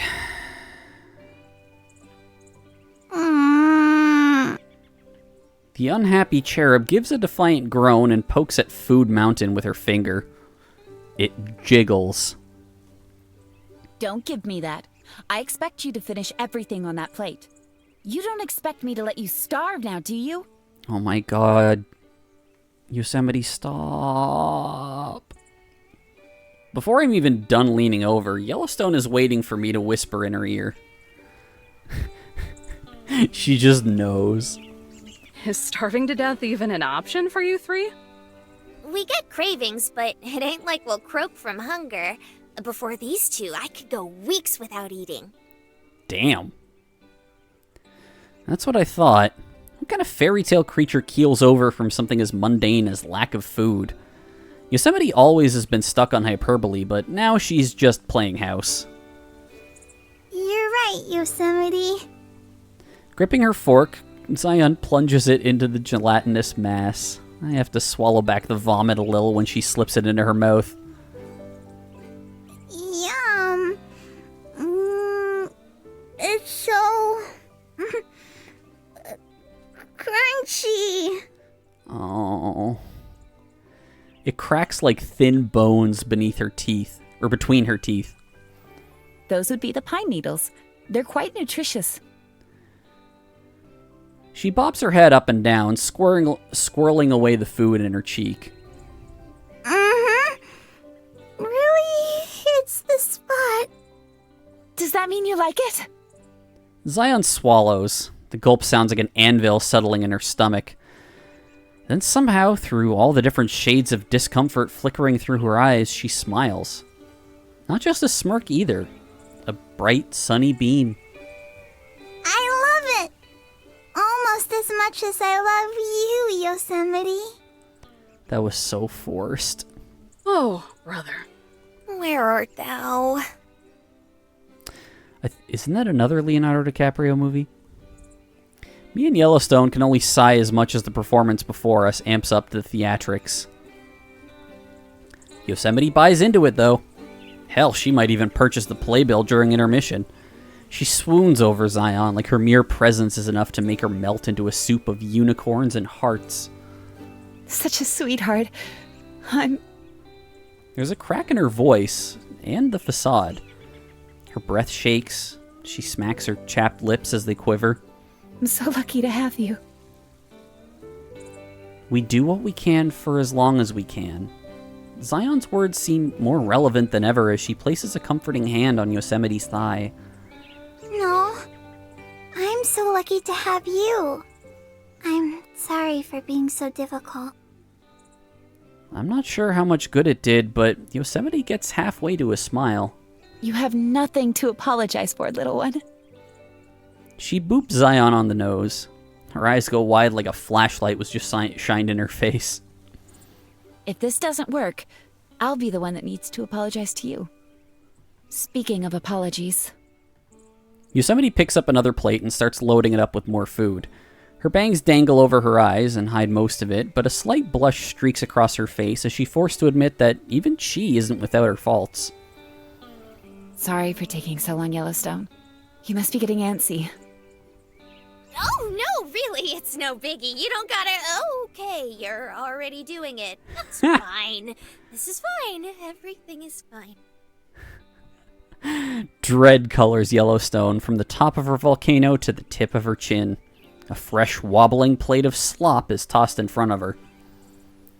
With nothing more than a passing glance, Yosemite vaguely acknowledges me. I meant what I said. Starve. Gee Christ. You're doing me a mercy. She sticks her nose in the air and returns to attending to Zion. Ever the optimist, Yellowstone scoops a chunk of Yosemite surprise and gulps. She's trembling. Rub-a-dub-dub! At least it ain't mud. High praise. A gust of wind blows past us as she stares down the fork. Somewhere in the world, a tumbleweed drifts across the desert. Yellowstone is quick to the draw, though, and bites down before it can get to her first. I don't doubt that it would have. Chew. What a beautiful duang. Chew. Swallow. Gag. The fork falls onto the blanket. Yellowstone limply sits on her knees, staring off into a safe place far from here. In her eyes are the reflections of every disaster and atrocity to ever scar the earth. The Black Death, Hindenburg, JFK in Dallas. I see it all. That bad? About what I figured. She doesn't look at me. So, what's the problem? Dunno. I guess some things just really take the Simon out of your Garfunkel, you know? Take the Simon out of your Garfunkel. Let's go. The distance between me and her may as well be from the sun to the moon. I do what I can and give her one solid pat on the shoulder. You gave Yosemite the benefit of the doubt, kid. There's nothing else you could have done. Well, let's just stuff that trauma away for another day. Trauma? Oh god. Wow, that really is how she copes. For now, it's time to hatch Plan Y. Plan Y? What happened to the other 24 plans? They don't exist. The Y stands for Yellowstone. Clearly. She takes a quick glance at Yosemite, who is currently wiping crumbs off Zion's face. With the coast clear, she does a small fist pump and starts digging around in her volcano. I feel nothing as I watch her arm go elbow deep inside her own head. How? Only emptiness gnaws at the pit of my chest as her tongue wiggles out of the corner of her mouth, as if she's struggling to find gum in her purse. Elbow deep in your own head? What the fuck? Aha! Bingo!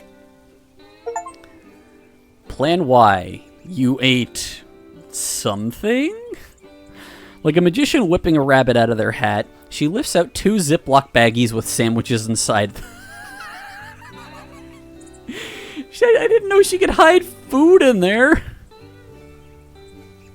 Alright. Those emotions I wasn't feeling earlier, I'm feeling all of them now. Viscerally. She doesn't expect me to eat that, right? Hey, it was in a Ziploc bag. It's fine. Not to be a stick in the mud, but I kinda saw this coming. So I did a little prep work in advance. Hope you like tuna salad. Oh god, she actually does. She tosses me one of the baggies. The heat melts to my skin as soon as I catch it. I play hot potato with it, passing it between my hands until it's cool enough to actually handle. Why do these girls keep throwing more bizarre concepts at me to accept? This time literally? Wait.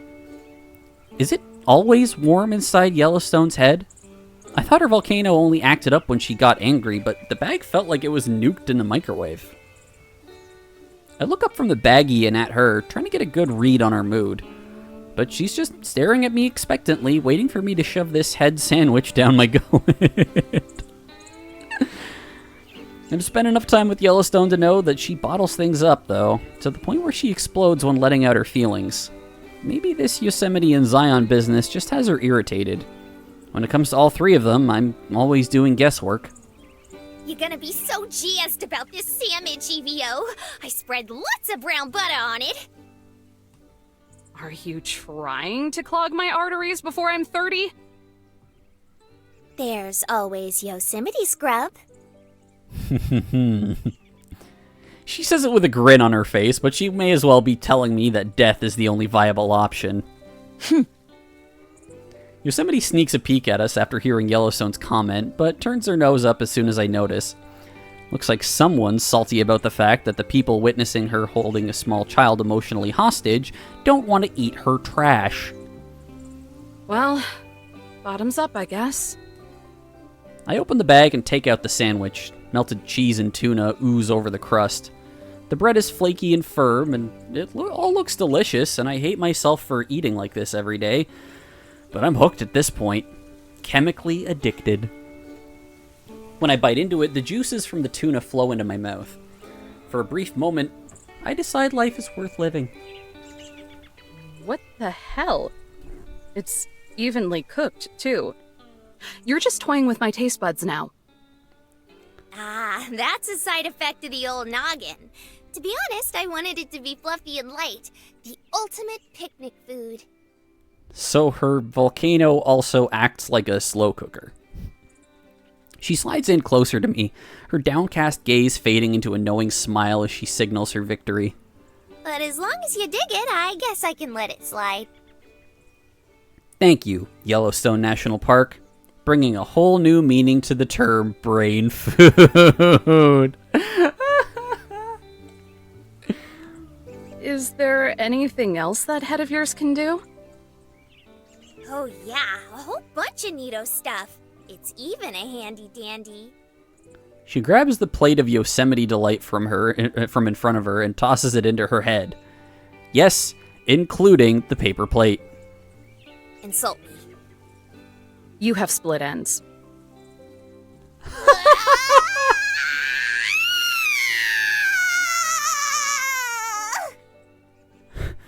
Really? That's all it took? You have split ends? Lava surges from her head. The sound of an explosion drops like a bomb. The heat warms my face as if I were mere inches away from a blazing fire. Yosemite and Zion turn their heads, the harsh orange light coloring their faces. When the lava geyser plummets back into her head, they go back to what they were doing, unfazed. Garbage disposal! Ta-da! Horrifying. And oh so convenient! Head Kano! What else do you want me to say? Well, she's got me there. Yellowstone pulls open the bag, but only takes the sandwich halfway out, instead using the bag as a crumb catcher like a burrito. After taking a few bites out of it, a simple smile spreads across her face. Her posture relaxes and she melts further into the blanket. I guess decent food can change anyone's mood for the better, even as someone as cheery as Yellowstone. She still glances over at Yosemite and Zion from time to time, observing the suffocating maternity of it all, but even that's a little more subdued now. Yosemite rests her chin on her clasped hands, watching Zion poke and choke down her food. The kid has gotten so used to it by now, she almost makes it look natural. And for a while, we all just sit there and munch away at our food. A soft breeze whispers through the valley, rattling the leaves above me. I look up and stare at the clouds through the dancing branches, and I watch them drift away into the sky's faded blue forever. With a deep breath, I draw in as much of the fresh air as I can and let it fill my lungs. It feels like a cleanse. Then I close my eyes and just soak it in. Hey Teddy, it's me again, your favorite prisoner. Right now I'm in Zion National Park, courtesy of The Obvious. Yosemite and Yellowstone are here too. We're having a picnic right now. I wish I could write good things about the food, but unfortunately Yosemite decided she's due for a crisis and made it all herself instead of letting Yellowstone do it. I haven't tried it, but apparently it turned out, well, as you'd expect. There's something going on between Yosemite and Zion right now. Don't know about what, but it's starting to feel like a bomb is about to go off. These girls sure are too human for their own good. And it got me wondering, when was the last time I've done something like this? Just sat underneath a tree and enjoyed the moment? Or have enjoyed anything, for that matter? Actually enjoyed it.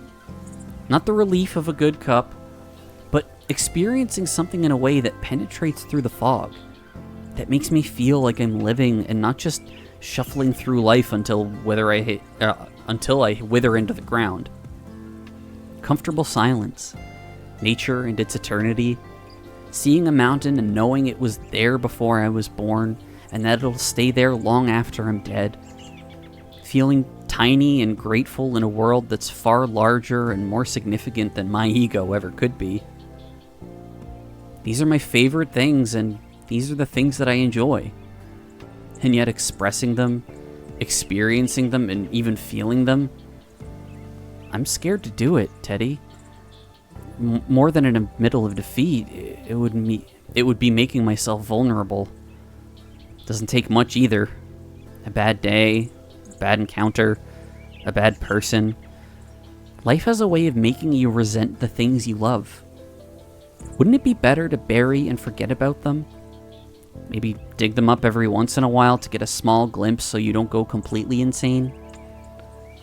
But when I look up and see these three girls, the very embodiment of the green fields and pink mountain cliffs surrounding them, I start to doubt everything I've just written. Yellowstone is so nurturing, biting her nails simply because she couldn't give everyone a good meal. Zion does her best to make people happy, even if it means eating a plate of their obvious desperation. And Yosemite, for all her flaws, is always grasping at knowledge. Sometimes she just grabs a handful of straws instead, but all she's looking for is truth. They're everything I'm too afraid or too tired to be. Or maybe everything I was. I could be that. I could go back to that. I could.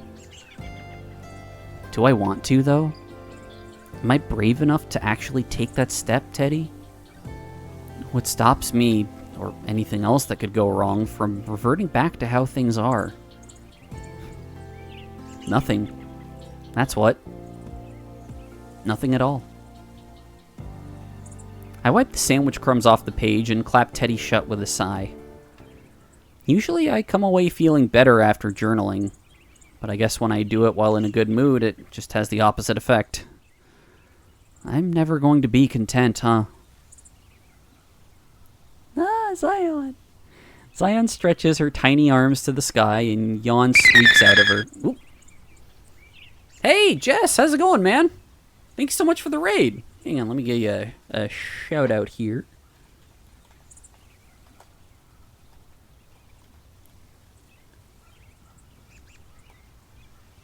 Yeah, women!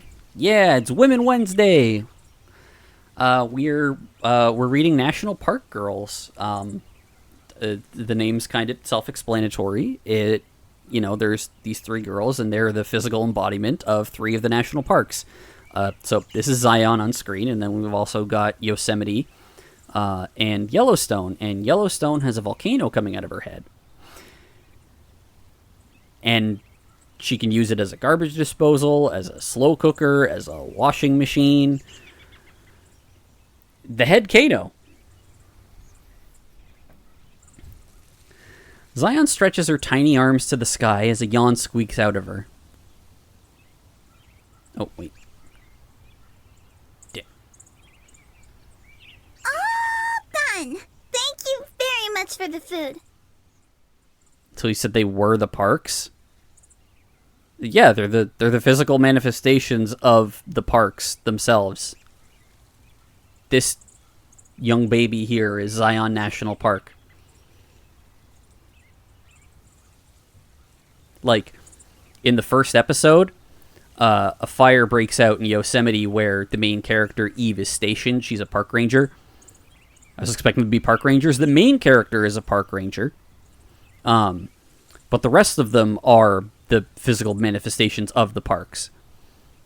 So, like, a fire broke out in Yosemite National Park where the main character, Eve, is stationed, and it started physically affecting Yosemite the person. It was, what was it, like, she started, like, burning up, fever and everything. At one point, like, her clothes started to singe as if they were burning. And then Eve was trying to put out the fire, and Zion and Yellowstone came to help. Because when you make Yellowstone cry, her head acts like a geyser instead of a volcano. And Zion was like, Yellowstone, I'm sorry, I love you. But then she slams her foot down on Yellowstone's foot to start making her cry. And then they use Yellowstone like a hose to put out the fire. I'm not joking. Go look at the VOD if you're curious. Women are strange. Yes, we are. Her plate is empty enough for me to believe she actually licked all that slop clean. Just how dedicated to Yosemite is this little squirt? That's my girl! You make Yosemite so happy! Zion wrinkles her nose. Maybe even she's surprised by how much she's getting babied compared to usual. Okay. Well, if you're happy, then I'm happy. I think. Oh yeah, they're on a picnic right now in Zion, so the girls can all teleport to where they are, or like their own park. And then they're also tied to these portraits that are in the ranger cabin at Yosemite, so they can teleport between their park and wherever that portrait is. So right now they're having a picnic in Zion National Park, and Yosemite shouldn't be allowed to make food. You know, when it's just like, it's like the one time the character that like has never been associated with cooking goes and makes something, and then it's just atrocious, and everyone is like, oh god, we're gonna die if we eat this. Yeah, the Yosemite here is that cook. She should not be allowed to cook. Unable to bite down on her bottom lip any harder, Yellowstone speaks up. Zion, you don't have to. Yellowstone, please. Yosemite's voice spikes, then comes back down with a crack. Please, let me do this. At first, it doesn't seem like her pleading is going to work. Yellowstone takes in a breath to let her have it, but she deflates as soon as Yosemite turns to us. She doesn't say anything. Her damp eyes do all the talking. She forces a shaky smile and turns back to Zion. So, how are you feeling now? No matter how happy of a tone she puts on, her labored breath makes every word ring with hollow desperation. I'm not sure. A little queasy. I think from the food. Whatever facade Zion was trying to keep up for Yosemite's sake is starting to fall apart. Even the simple act of looking at Yosemite seems too much for her to bear as her voice begins to crumble. But did it remind you of anything? Did it make you nostalgic? Oh, I see. So that must have been something that they ate together when... So at the start of this episode, it showed a young Yosemite with Zion, who was like, you know, an adult woman. And it appears that, like, they forget stuff over time as they change. So Yosemite is trying to, you know, jog Zion's memory, because Zion was essentially her mother figure. I don't care if you liked it or not. All I want to know is that it worked. Oh. Please, tell me it worked. Yosemite fires off strings of panic. They come shooting out of her mouth as quick as they exit. Whatever all of this has been building up to, it's coming to a head. Can't say I'm happy to have a front row seat to it. I'm sorry. No. What did I tell you? Don't apologize. Nothing is accomplished that way. Zion winces as Yosemite's fingers grip into her shoulders. Through squinted eyes, droplets of tears start to fall from her lashes. She can't squirm away. Yosemite is forcing her to look at her, to witness this sad performance face to face. Please, Yosemite, I don't understand. Why not? You must remember something. It can't just all be gone. I don't know what you're talking about. All I want is for you to be happy, Yosemite. Please tell me how to make you happy. Oh. What the hell is this? I need you to tell me that you remember this place. It feels too personal. It feels too visceral. That you can remember me hiding in bushes and staying until we could see the stars. She shakes Zion like if she does it hard enough, all the information will just spill out of her. Tell me the story, Zion! I hate it. I don't know what story. Cut the crap, Yosemite! Whatever you're trying to do isn't working! She ignores me. Nothing I said broke through. I'm not even sure she heard. Then tell me what you remember! Tell me how you feel! Scared! And Yellowstone's Angie. A cloud of ash plumes out of Yellowstone's head. She jumps to her feet. The familiar wave of heat pushes towards me. My ears pop like a jet got too close to the ground and broke the sound barrier. Put a sock in it, Yosemite!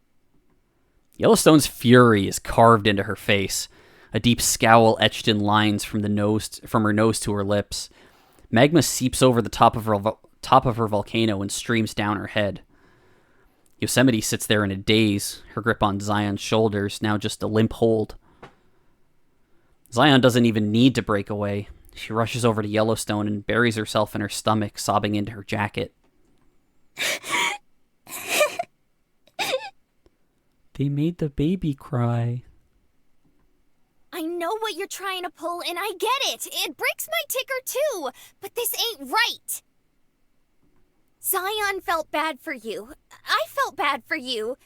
It's the only reason I let this go on for so long. But you did what you always do and took it too far. She don't even remember anything and you still did it. Well, listen here, Missy. You can throw your weight around when it comes to the rest of us, but I ain't gonna let you do it to Zion.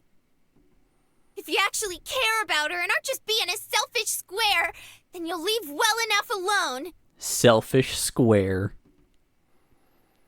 Yosemite, her hands still stretched out, brings them in and takes a long, horrified look at them. I didn't mean... She can't finish her sentence. Yellowstone glares at her like a beast shielding its cub from a hunter. She switches over to me, but I look away. I'm so sorry. Her words tumble out in a hoarse whisper. Yosemite scrambles to her feet and runs off into the forest, disappearing in the thick of the trees. When all is silent, Yellowstone lets out a long sigh and flops back down on the blanket, bringing Zion with her, still nestled in a tight hug. Most of the lava has dried already, but clumps of smoke still wisp from her head, like a candle was just blown out. So, are you going to give me an explanation? Not now, Eve. It ain't a good time. Yellowstone strokes Zion's hair, combing out any stray leaves that have grown in. Zion clings to her in balls, the tears streaming down her round cheeks like waterfalls. I just wish she wasn't hurting so much. Why is it so hard for her to be happy? The last one hits hard enough to knock the air out of me. Why is it so hard to be happy? For me, it's because I think too much. The downfall of mankind, really. But Yosemite? The pain in the ass who prides herself on having all the answers? The one who's always going around and telling me how I should live my life? What's her malfunction? Does she get to have one? After being so insistent about being right all the time? Acting all high and mighty like she's some kind of bastion of wisdom and foresight? No, I won't let her. She doesn't get to be unhappy. Not after sitting across the table from me every morning and butting her way into my head. Not after stumbling over her ego enough to make me think she might actually get it in some small way. Not after making Zion cry. Could you get out of Dodge for a bit, Eve? We need to be alone for a minute. Sure. Was just about to go for a walk anyway. She's like, I'm gonna go find Yosemite and I'm gonna give her what for.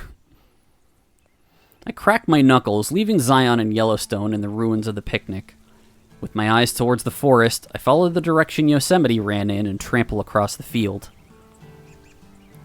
I'm swallowed by the shadows of trees as I hike deeper into the forest, dodging low branches and paving new paths where people may not have treaded in decades, if ever. Unfamiliar birds cheep from every direction as I rustle through their home. The soil is moist and dark here, my boots sinking into it with every step I take. One would think that would make it easier to track down Yosemite, but it's like she has no environmental impact at all. 0 footprints and not even trampled grass. For a second, I start to think she zapped herself back to the cabin, but then between the tangled branches, I catch a glimpse of her blue hair. These girls sure have a way of running off into the woods when they don't want to confront reality. I mean, it's natural for them, right?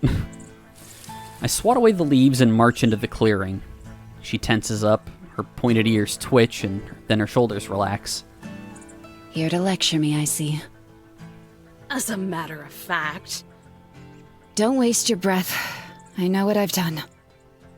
I'll use my breath however I damn well please, including to chew you out. Escalating as always. How about my fists adjust your definition of escalation? See, that's your problem. When you get the emotion bug, you have no clue how to quarantine it. So you lash out and punch people in the face. It's Quit the charade! Clenching my teeth, I groan and stomp the dead grass over and over.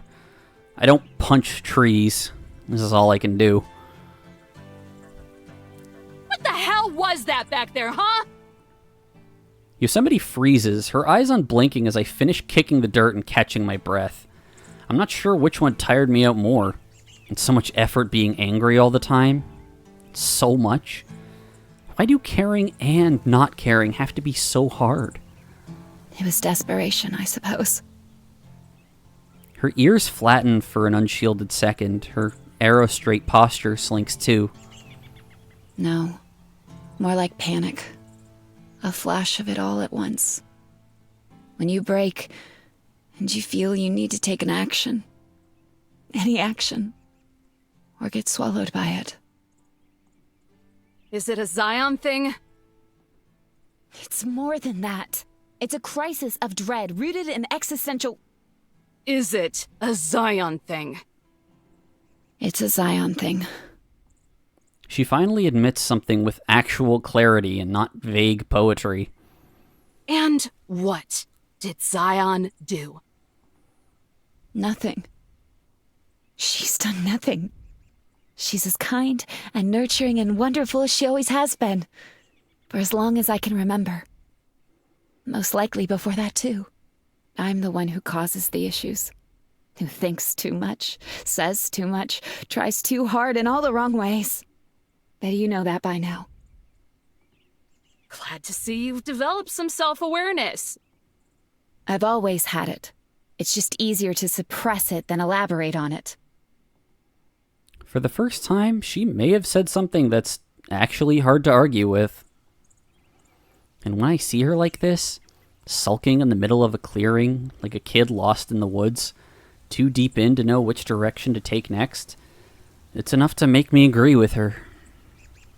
There's always been something weird going on with Zion, since the moment they all burst out of the closet pretending to be ghosts. The way they talk about her, how they treat her. We all baby her, sure, but there's a real reverence there, too. Not too different to how you might treat a grandparent or someone fading away in a nursing home. Oh. Yosemite. I can hear her draw in a sharp, steadying breath. What happened to Zion? She exhales. Her breath comes out in spurts and sputters. Yosemite running on empty. What happens to everything? Time. My knee-jerk reaction is to berate her for not just spitting it out, but then I remember something. Things both Yellowstone and Yosemite have said. That Zion can't help out like she used to. Yosemite feeding me some mumbo-jumbo about human perception... Fuck. Yosemite feeding me some mumbo-jumbo about human perception shaping reality. That comment I made about park puberty might not have been far off. I love that image, it's so cute. She's changed? Yosemite turns. Not enough to face me. I don't think she could manage that right now. All I get is her side profile. The sunlight breaks through the branches above us and glistens on the pebbles speckled across her face. A tear twinkles from the corner of her eye. So much. And she used to be so much. So much. Her fists clench, fingernails digging into her skin. The words seem to linger right behind the tongue, unable to come to her. She tosses her hand through her hair until it looks like a mop. So much more than she is now. It's completely and utterly unfair. Her voice cracks. The wind whistles through the circle of trees surrounding us.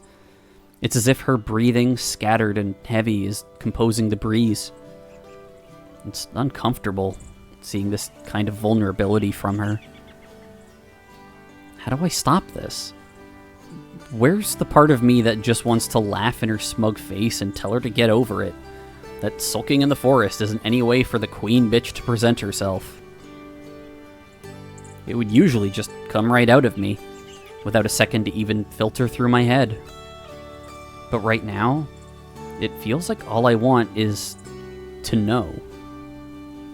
What brings the being I look at on the opposite side of the table every morning to this state? What was she like? My voice comes out softer than I ever expected. In the last 5 years, I've probably only used that tone of voice for pup and random critters I see off the side of a trail. Yosemite turns her head to me, her eyes slowly narrow, looking me over.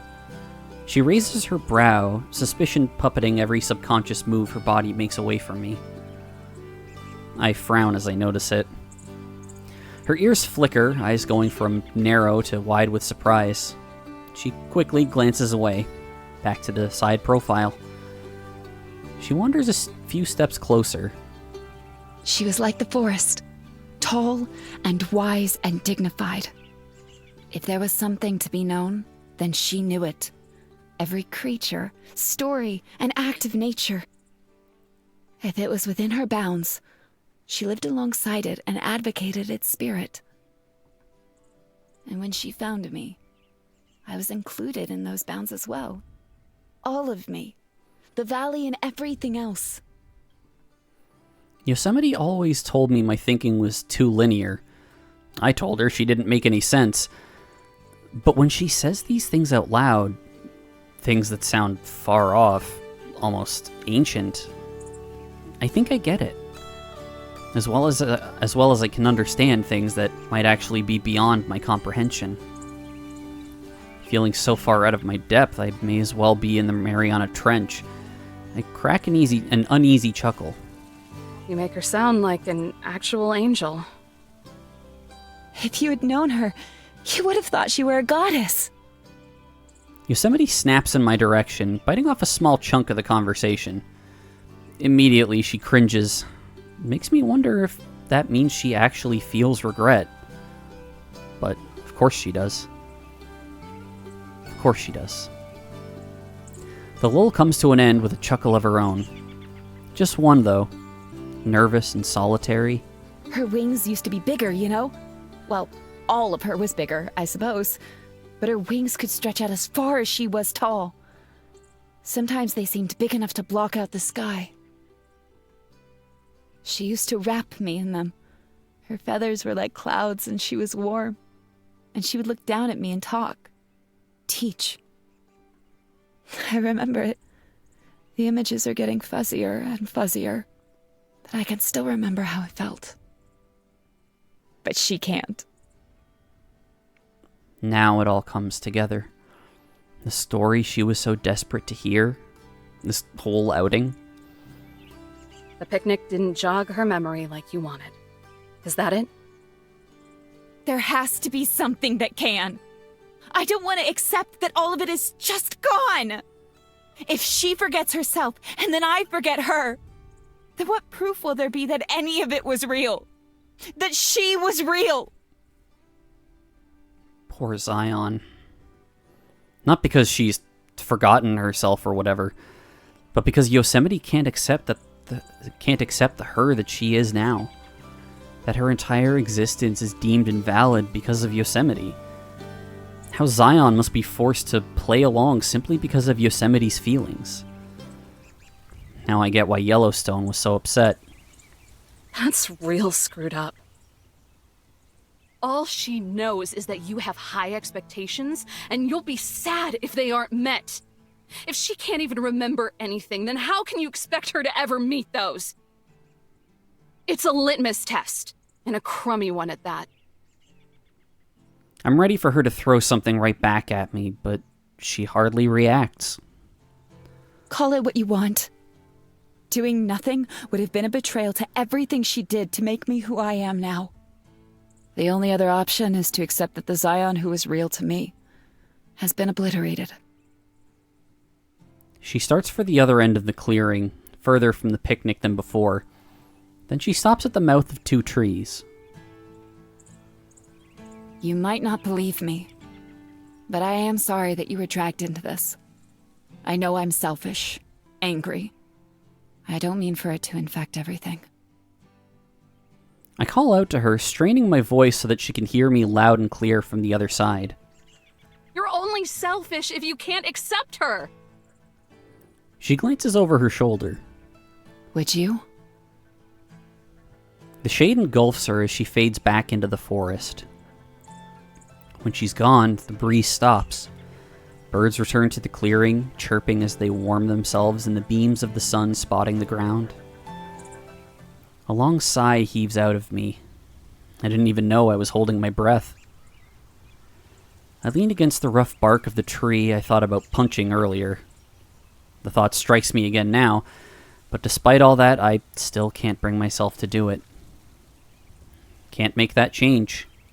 Punch that tree. Read those letters. After all, if the real Zion was obliterated through change, then why would I ever commit to it?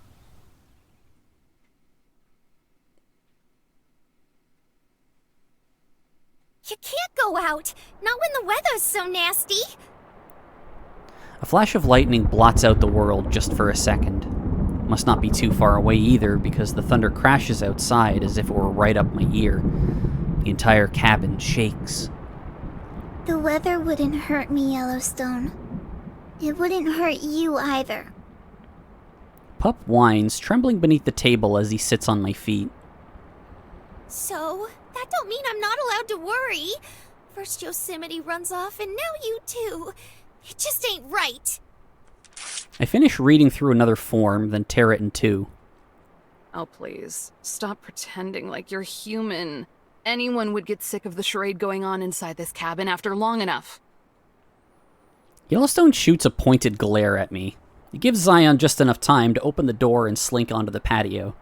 The wind is so harsh it blows the rain into the cabin. I'm sorry, Yellowstone, but I need to think. Hey! Wait! The door slams shut, leaving Yellowstone to stare at it, her hands still stretched out for Zion. That was a real crummy thing to say. We might not be human, but we have feelers that work just as well as yours. Sorry to hear that.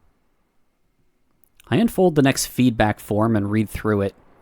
This one is from a Robert Sanchez, who wanted to extend his thanks to the ranger who walked with him to the river. I remember this geezer. He was looking for a specific spot his wife liked coming to before she passed. It rips in half without any trouble. I take the two halves and rip it again, this time into 4 quarters. Just take advantage of not being human. It's your biggest strength. Don't have to worry about the same crap we do. That's a fib. If we're strong, it's 'cause we're so much like people. That's the way I see it. Don't look so smug. If Yosemite's collective consciousness mumbo-jumbo is right, then you 3 came from people. That's a tragedy, if you ask me. Rise above it. You just keep being a negative Nancy. I'll keep being a correct Kathy. Correct Kathy.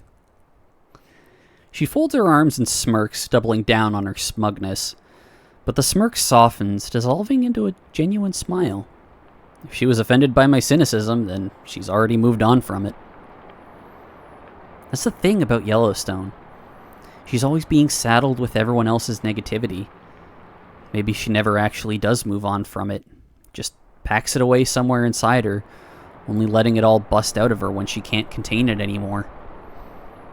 Always smiling until she can't. Sorry. I don't even unfold and read the next form. Just rip it. No big dealio. We've all had a rough go of it today. She takes the chair Yosemite usually sits in and spins it around before squatting in it backwards. She tips it back and forth, 2 legs always off the ground. We know who to thank for it, at least. The 2 front legs of the chair slam down on the floor. Yellowstone's bottom lip quivers in sudden horror. Me? No, you goober! Not unless you're 6 feet tall and have blue hair. Oh. God, I love Yellowstone, but sometimes the airheadedness is real. It's not even relief that colors her face, only blank acknowledgement. Yeah. There's a gap in the conversation, if you could even call it that. The wailing of the storm is the only thing keeping it from lapsing into dead silence. I know it's easy to get steamed at Yosemite. I'm kinda steamed at Yosemite. But she's sad. And she's been sad for a while. I tried my darndest to keep the fat lady singing for as long as I could, but when she's ready to yodel, by golly, she's gonna yodel. Don't pin too much on her, please. I'm not sure that's a request I can honor. My feelings on Yosemite keep getting more and more complicated. Gay! She's a rival, a validator, smart, snooty, kind, cruel. There could be an entire dictionary of words to describe her. She can bully Yellowstone into hating herself, or manipulate Zion to the point of tears, while at the same time scolding me about my work and the nature of myself. Do I hate her? Respect her? Tolerate her? Are we friends? Sometimes it feels like we're friends. In a way, we always have been, since I first started coming to this park as a little kid. But to admit that is to take a step. To change. Isn't change obliteration, according to her?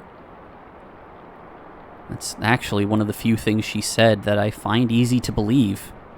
Or at least convenient to. She told me about how different Zion used to be, you know? There's no audible sigh, but her shoulders slump. When did it start? Have you always known? She stares down at the table, eyeing in on a cup stain, probably from Yosemite's tea. Her finger traces over the ring in an infinite circle. I think it had already started by the time they found me. But even back then, Zion was different. Different... how? Shrugging with one shoulder, the other one stays in place so she can keep tracing. Just different. A little taller, maybe? I don't remember so well. It's like I can think it, but I can't see it. Feelings come back the strongest. That reminds me of something Yosemite said. If she forgets herself, and then I forget her, then what proof will there be that any of it was real? Yellowstone is clearer about explaining this kind of stuff. She doesn't lapse into theatrics, but the impression I get is still the same. Maybe they all forget, at one point or another. The more big ol' Zion changed to little ol' Zion, the clearer she gets in my noggin. The usual brightness in Yellowstone's voice shines through as she recollects. And the crankier Yosemite got. That little burst of sunshine is short-lived, though. The mere mention of Yosemite seems like it's enough to suck the light out of anything. I always figured she was such a sourpuss 'cause of me, you know? That her and Zion had something real swell going on, and that by me being here, I had jammed it all up. Cooking, cleaning, and all that good stuff. I do it 'cause I'm grateful for the company. And I guess at some point I started hoping the gratitude would make her less sad. Ever think that some people are just sad by their very nature? Being sad is natural. All suffering is. But suffer too long and you kind of remove yourself from nature. You want to move with the circle, not get left behind in it. That way, when it comes back around, you're ready. You think Yosemite, a representative of nature, has removed herself from it? Oh, I think it's something a whole lot of people do. Yellowstone decides to punctuate her point by bouncing her eyebrows. Ha. I take another form from the pile and skim over it. Not many more to go now. Say, what are those papers you keep tearing up? Nothing important. The pieces flutter to the ground, and I go for the next one. As the gal who's gonna have to sweep them up, I'd say it's pretty important to me. Good shit, Yellowstone. I'll clean them up then. I go in for the next one, but she swipes the stack off the table before I can. She grins at me with her teeth, revealing 2 rows of polished pearly whites. My eyes glaze over. They're feedback forms. Visitors can fill them out. Most do it to complain. All these ones happen to mention me. Ooh, juicy gossip. She quickly unfolds the entire stack. Her eyes scan from left to right as she reads through the first page. Hey, this don't look like moaning to me. In fact, they're saying some real nice things about ya. Handwriting could be better, though. How is your handwriting, Yellowstone? Yeah, they're all like that. My supervisor wanted me to read them. So why are you ripping them all up? Because they're convenient lies. She licks her thumb and shuffles to the next form. You mean none of these things actually happened? Oh, they happened, all right. I just think they got the wrong impression of me. Take a look at any of those and tell me if it sounds like me. I think they do. Yeah, this is very much a case of, like, perception of self versus other people's perception of you. Then, for my sake, I hope you're wrong. Yellowstone flips to the next form, saying nothing as she reads through it. She stares at it for a good long time. Her eyes are unmoving, like she's narrowing in on one spot. Then she starts digging around in her head again. Great. Really wish you would warn me before doing this. Yeah, that's some body horror shit. At least I won't have to eat whatever comes out of there this time. I hope. She whips out a small roll of tape, tears off a piece, and then bends both sides together to make it double-sided. All I do is watch as she does this a couple more times and sticks them to the back of the form she was just reading. Having fun? She answers by snagging Teddy off the table and slapping the form onto the first free page. Hey! That's my journal, not your arts and crafts project! I leap out of my chair to rush to the other side of the table, ready to pry Teddy out of her soon-to-be cold, dead hands. She doesn't retaliate, though, already presenting the book to me before I have the chance to get physical. I rip it out of her hand. You're dead. Read it. I glare at her, still contemplating all the sharp objects I could shove inside her head. Go on, don't be shy. I look down at Teddy. The edges of the form she taped in there are sticking out of the journal, breaking up the aligned cohesion of every other page. Acting more like a bookmarker, the form doesn't even let me flip through the pages. All I have to do is open it up and I'm there.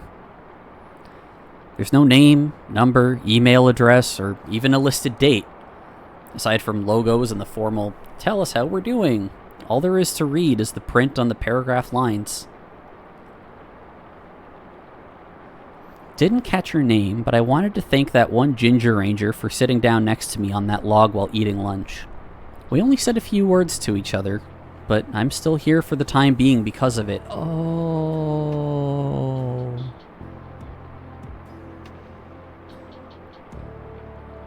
Oh. There's nothing wrong with being valued, Eve. Everything just stops. My heart, my bitching, hell, maybe even my lungs, because I'm not even sure I'm breathing. There's no way. I'm not valuable. Not worth being valued. A flash of white blinds me, and a few seconds later I hear the thunder behind it. When my sight comes back, the room is dark, filled with shadows. Ah, phooey. The darn lights went out. Yellowstone scurries across the room from window to window, drawing open the curtains to let in the natural light. Gives me enough time to iron out the lump in my throat and choke down the stray sobs. I'm not valuable. But to one person, I guess I was. Because at the end of the day, it didn't matter if they had the wrong impression of me or not. As long as they saw the end of the day. There's a faint knock at the door. Yellowstone freezes in place, both arms spread out, opening up a curtain. I wipe away the tears still stuck to my cheeks. I'm done thinking. Is it okay if I come back in now? Oh, sweetie, it's always okay. Zion's muffled voice is barely audible over the sound of rain and thunder, but I can hear her usual polite timidness ring out like a church bell. I guess she didn't outright exile herself like Yosemite did. I don't get why she has to ask permission to come back inside from a walk she decided to go on, though. Yellowstone rushes to the bathroom, then shuffles back out, a fresh towel in hand. She opens the front door so fast that I wouldn't be surprised if she wound up tearing it off the hinges. Come in, I'll give you shelter from the storm. She ushers Zion inside and closes the door behind her. She's sopping wet. Even her wings are weighed down by the water dripping from them. A puddle forms around her feet. Just look at ya, you're soaked to the bone. Without missing a beat, Yellowstone kneels down and starts drying Zion off with the towel. There's no method to it, she just spastically scrubs every area of her body like you might do with your hair after getting out of the shower. Sorry for getting upset earlier. Her words are jumbled and muffled by the towel. It ain't no thing. She stops scrubbing, and Zion's head pops out of the towel. Poor Zion looks as guilty as a felon despite being the victim in all this. You're not fibbing, are you? Course not. We've all been getting a little peeved lately, so I think your lid is entitled to at least one flip. And yours is not. Not if it means blowing up Yellowstone. Okay. The park. I still think it was childish of me, though. Oh. They smile at each other, then clunk foreheads and nuzzle them together. Oh, the family. Yellowstone mentioned that Yosemite has a bad case of mama bear syndrome, but looking at this, I have to wonder who might have it worse. You got back here quick. Sure you did enough thinking out there? She jumps at the sound of my voice, my presence making it known from the shadows. Probably not as much thinking as you do, Miss Eve. She's such a good bean. Too much of it if you ask me.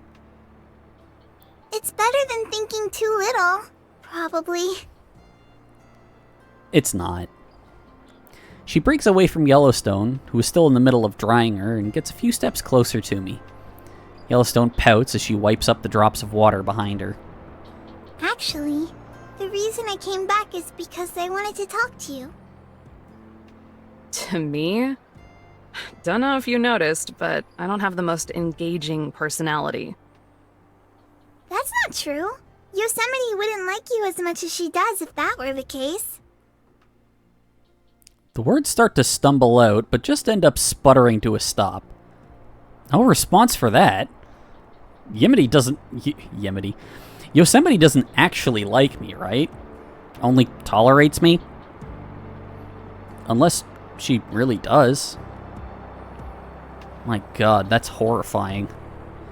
Not because she might actually see me as an acquaintance that she enjoys spending time with, but because I'm okay with it. Instead of walking the rest of the way to me, she gets up and floats to meet me eye to eye.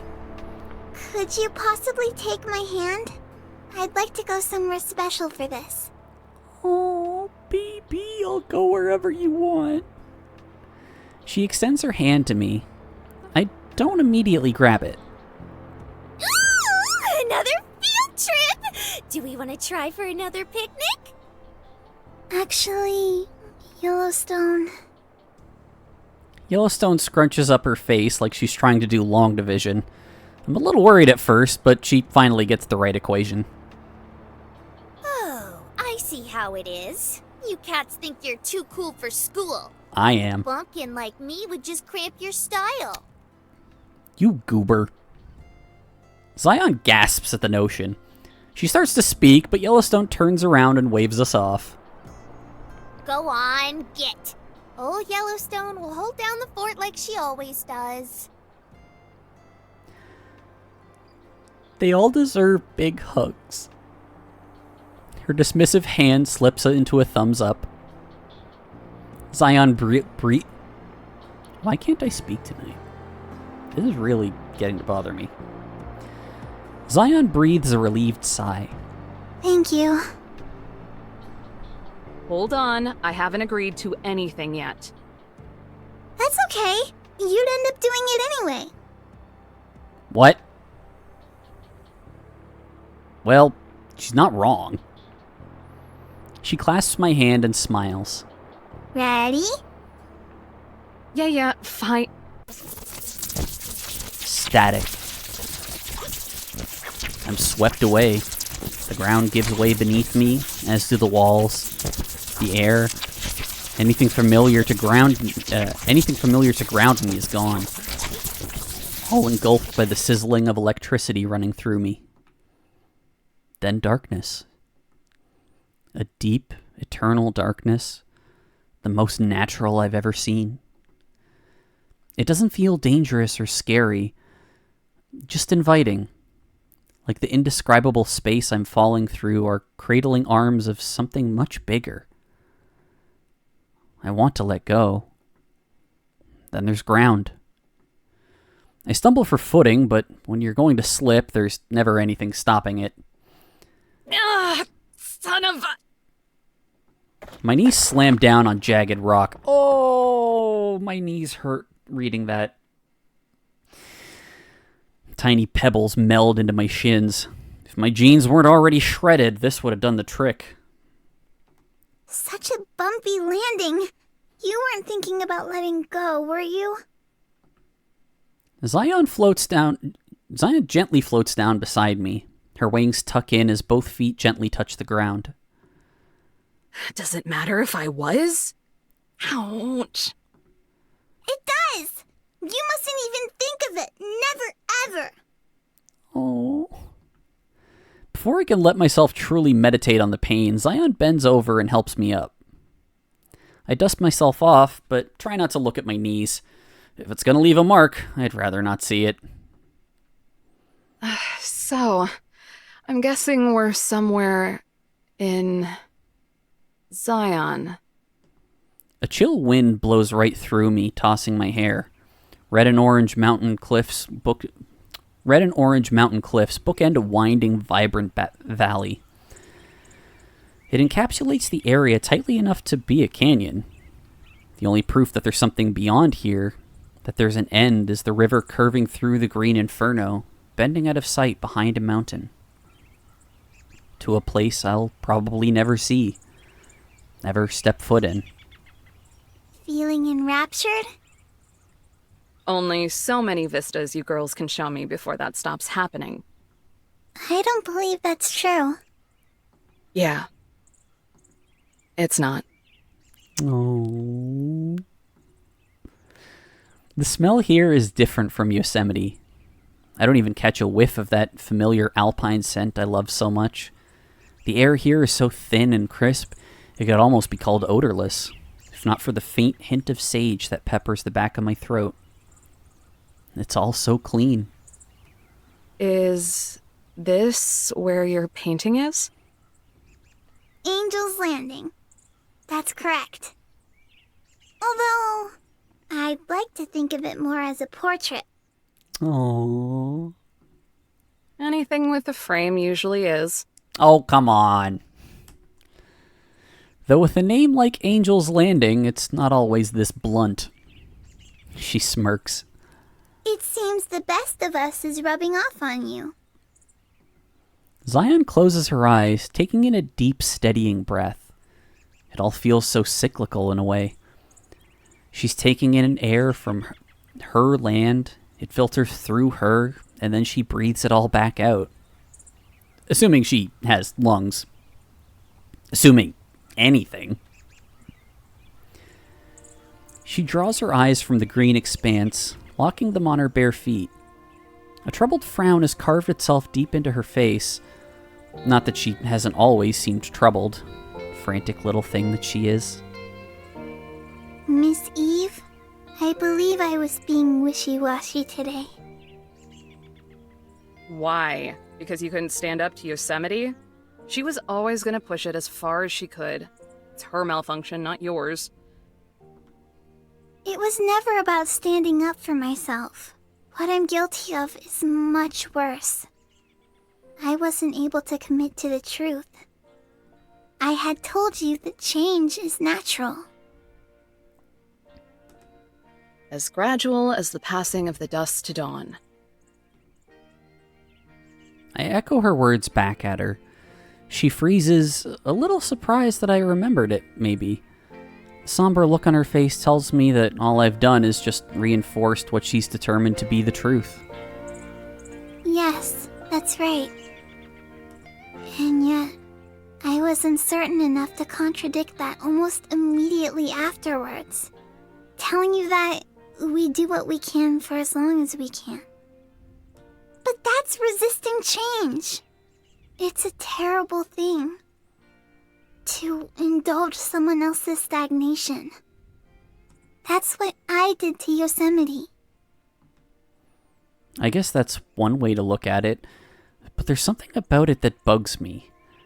It shifts personal accountability from Yosemite to Zion.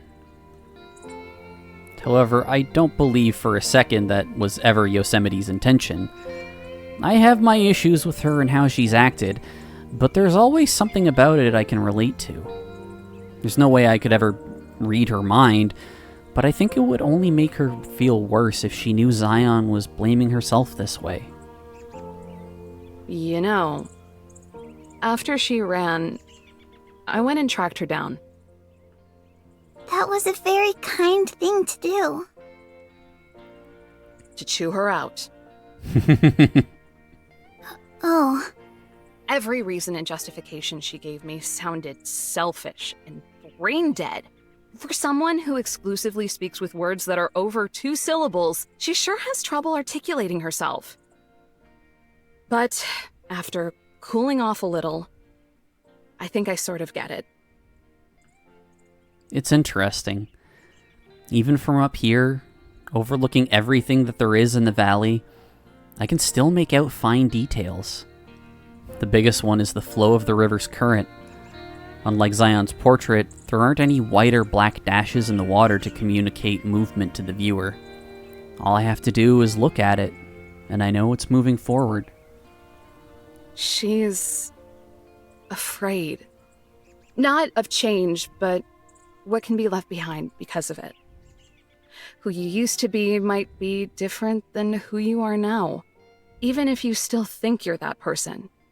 New isn't scary, but the idea that the old might not be there anymore is. The drama queen compared it to obliteration. And she said that's what happened to you. I've been dancing around this subject with Zion for long enough. We can talk all day about symbology. Symbology's not a word! An allegory that hint at what happened to her, but that's not honest. I think she knows it too. She smiles, like an old master thief finally caught in the act. It's an expression suited for someone far older than how she looks. Do you know what happened to you? It's not about knowing, Miss Eve. Anyone can tell their sunburn if they've been outside long enough. I don't remember. It's like you said. Whoever I was is much different than who I am now. A dull sadness pulses somewhere hidden in my chest. I'm not sure if it's anything deep, just a shallow wistfulness. But to say that I've been obliterated would be a true disservice to whoever it is that I was. A sharp wind pushes at us from behind. Zion's satisfied smile gets a little bigger as her eyes sneak to her peripheral. I make a subtle turn to see what she's looking at. Behind us, Yosemite's tall figure watches from the brush.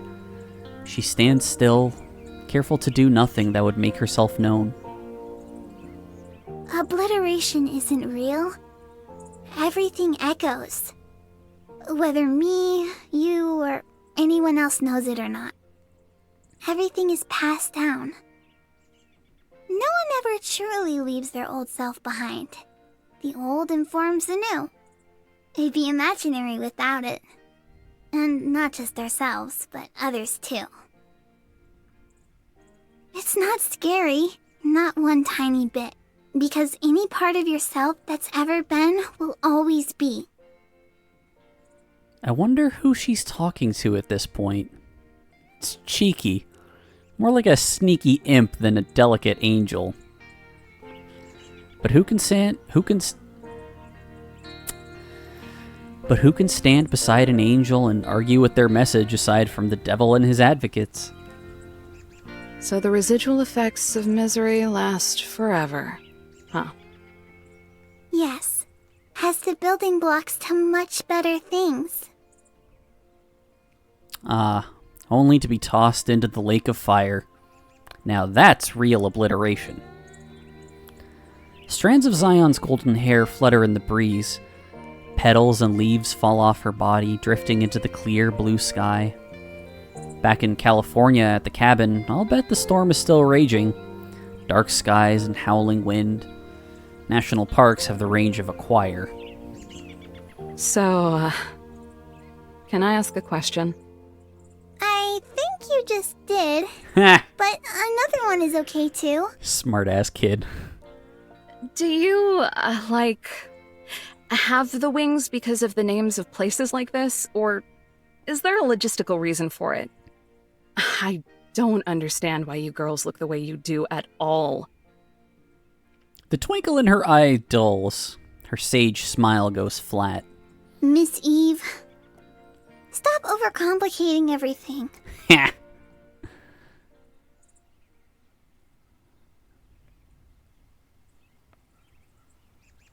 Oh. Oh, perspective switch. I love Zion. Ask too many questions on the edge of a cliff. Okay, that's a neat perspective change. I like it. Zion and the Ranger stay for a while longer, the conversation lapsing into a discussion about Zion National Park and the sights of the area. Eve isn't one to get excited about very many things, but as she talks about all the sites she wants to camp at and the trails she wants to hike, there's a real light that exudes from her. To be truthful, I prefer it to the hopelessness that weighs down on her personality near constantly. It's easier to imagine myself with that kind of light when she's an example to follow by. Eventually, they grab hands and vanish within the blink of an eye. A quick scuff of wind is the only proof they were ever there. I don't think they noticed me. Being observant is one of the things I pride myself most on, so lurking out of sight isn't a difficult task. Yeah, about that. Sifting out of the brush, I take a seat on the edge of a cliff. Because of Zion's painting, I have immediate access to this place, but I choose not to come very often. It's a painful reminder of things I know I'll need reminders of. Still, it's a wondrous view. It's unlike anything in my park. In me.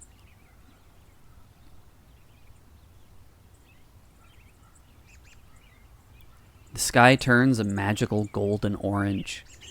It's as if the sunset is jealous and has chosen to copy the colors of the very mountains it sets behind.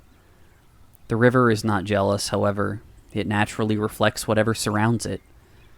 The river can be whatever it wants and whatever it needs to be. So I sit there, hoping that the blue strands of my hair can do the same as the rivers they invoke, to reflect the things in front of me, even if they're not what I am, so I can chameleon myself as those things, perhaps eventually becoming them in earnest.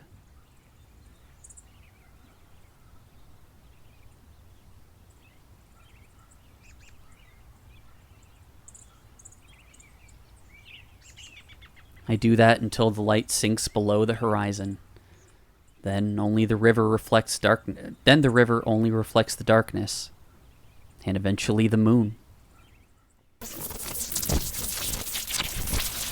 There's static, the collision of the natural and the unseen. Then there's darkness. And now there's rain. I stand in front of the door, immediate access to anywhere within the confines of this park, and I'm still too much of a coward to zap myself inside. The lightning sizzles through the sky, and for precious milliseconds it lights up the dark shadows of the surrounding mountains as if it were day. Its younger brother Thunder moans, booming at me, demanding that I face what my panic has wrought. I thought I could stay out here forever and ignore it. But I choose not to. I twist the knob and creep through the door. Inside the cabin is blanketed in shadows. No electricity. Not even fire. The dim luminescence of the outside world, the light that would be there if even the sun itself was snuffed out, bleeds through the windows. There's no such thing as pitch black. Yosemite? Is that you? Her voice is a groggy whisper, yet even that feels like a challenge, as do most things from her. The urge to answer is just too great. No, I'm an intruder, here to desecrate your federal property. Shh. Not so loud. The others are sleeping. Oh. I didn't know. My banter just got shot down. Utterly. It feels embarrassing. Well, don't just stand there. You're letting all the cold air in. My heart somersaults as I hurry to shut the door. Quietly, of course. The atmosphere is so strange in here, as if the entire cabin's axis has been shifted. Subtle, but noticeable. The floorboards squeak as I tiptoe across the cabin. I take another step. There's a quiet grunt, more of an irritated breath than a growl. I look down to see the coyote puppy baring its top row of teeth at me. He's laying on his side, legs and ears spread out. It lessens the danger, but I scurry to the ranger-shaped outline on the couch anyway. Doc, my teeth keep falling out. That's nightmare fuel. Yum. What? I'm not going to try and question Yellowstone's dreams, but that shit does wake me out. Yellowstone is also sitting on the couch, slouched over onto Eve's shoulder and drooling. Incoherent dream words slip out of her between snores. Look. Her eyes signal down. Curled up like a fetus, that's an interesting way to go about it. Zion takes up the last free cushion, but is small enough for the couch to still feel spacious.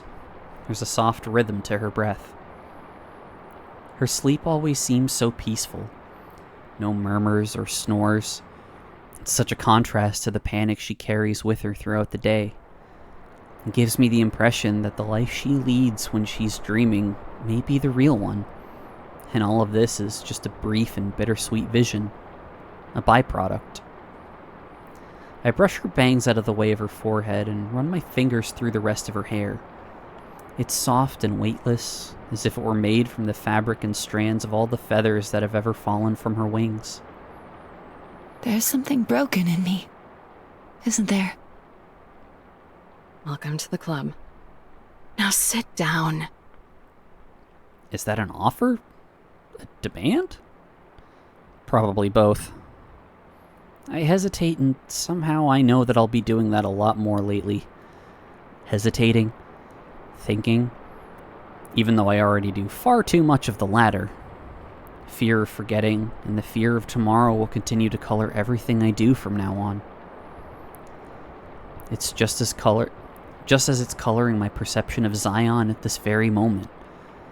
From loving mentor to child I love, and now to enigma. Everything is shifting. I know that, despite how much I try to fight against it, does doing so make me a worse version of myself? I want to uncover truths. It's all I devote myself to. Yet here I am, kicking against the inconvenient ones.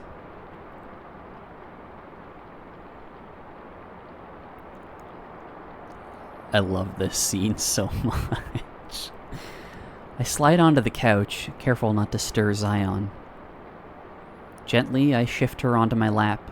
She tosses, and my heart drops as I try to will her from waking up. It seems to work because she only nuzzles herself deeper into me. Eve does her best to attempt to turn her head as she tries to navigate the uncomfortable position of Yellowstone's volcano weighing down most of her left neck muscles. I called you selfish earlier. You did? It's not damning. It should be, though. I know what I am. You do? Of course. I'm selfish. Vindictive and scared. In my crisis, I drag down others to my low. Make them as afraid and uncertain as me. I look to Yellowstone. Her sleeps are never quite as restful as Zion's. I've heard her mumble a list of chores and expectations in her sleep before. I've heard her whimper as well. Then I look to Zion, an image of perfection that I'm unsure ever even existed, despite being so sure this morning. But probably not.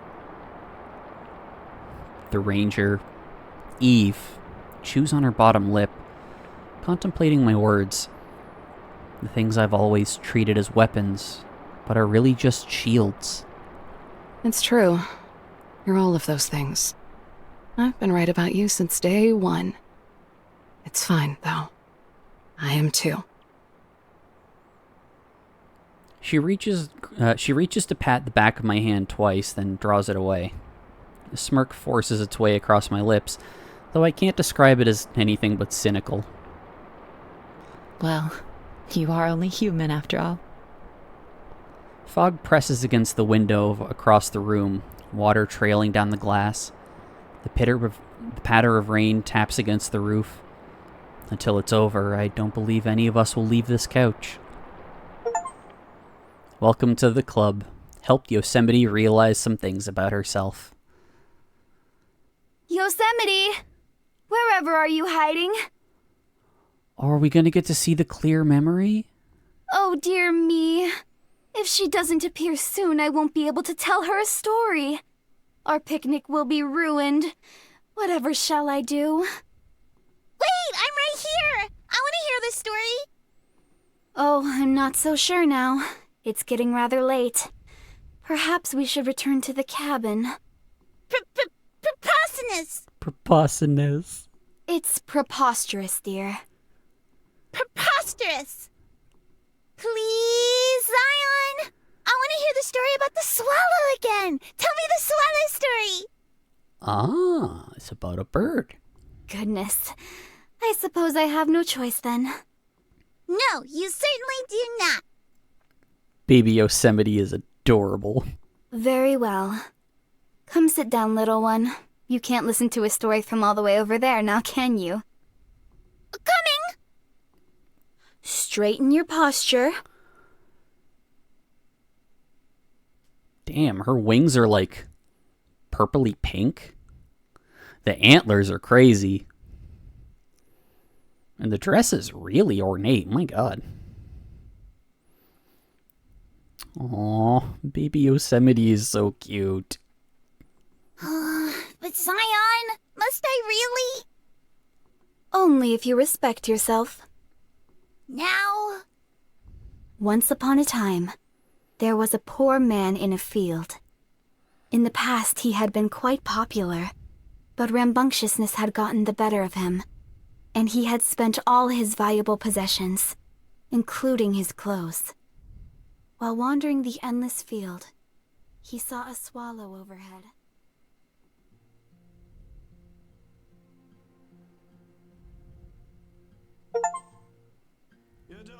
The swallow story. Not like before. Desolation loves all. Director Scion. Hehehehe. Ghost stories for supper time. Hope was for tea. Ain't it Man, nice? that was...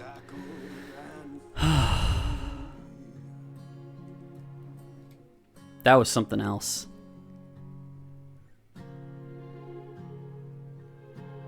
"50 States of Impermanence."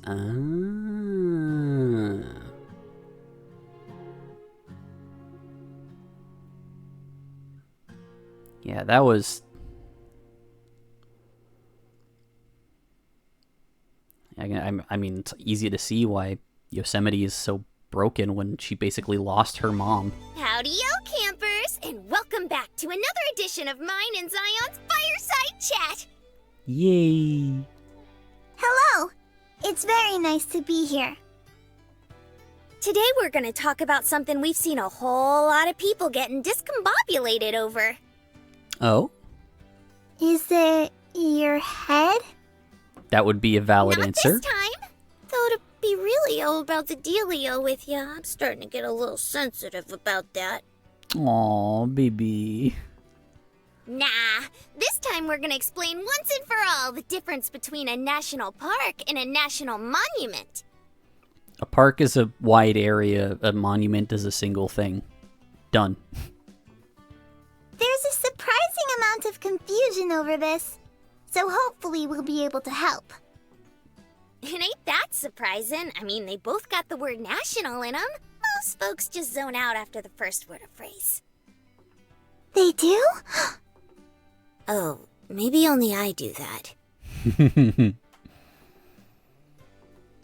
I love you, Yellowstone. Wait, why doesn't it sound like you mean it? So, there are more details to go into, but the most important thing to understand is that a national park can only be established by an act of Congress. A national monument is established through a presidential proclamation. Is that the most important thing? Huh? It's that simple? Hot diggity, this is gonna be our shortest episode yet! Not so fast, Yellowstone. These nice people are here to be educated. We have to do our jobs for their sake. Huh? Are you sure? What if they get funny ideas and start making weird fan art about National Monument girls? I don't think I'm ready for that. It's a risk we have to be willing to take for education. For education. So, if national parks are decided by Congress and national monuments are decided by the president, doesn't that mean any old place can become one or the other? Not quite.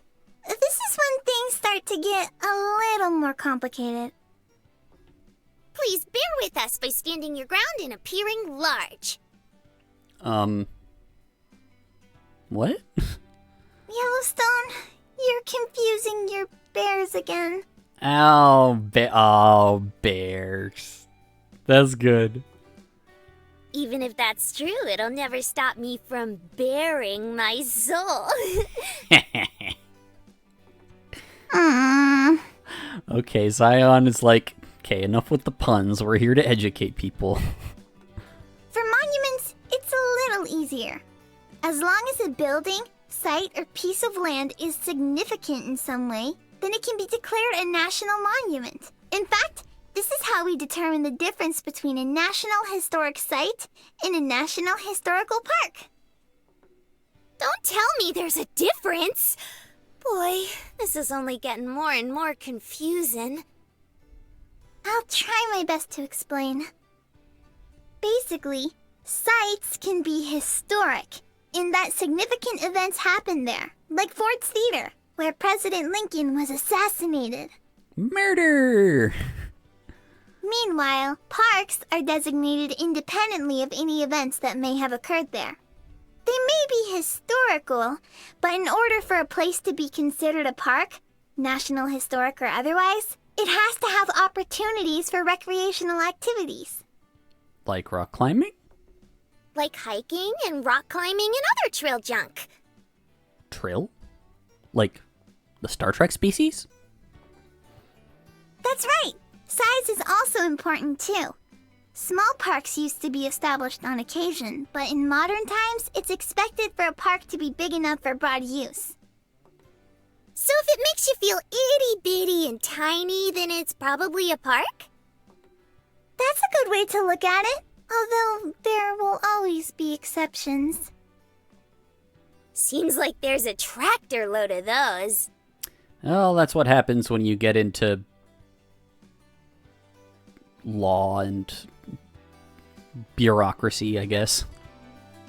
Yeah, it's a teeny bit messy.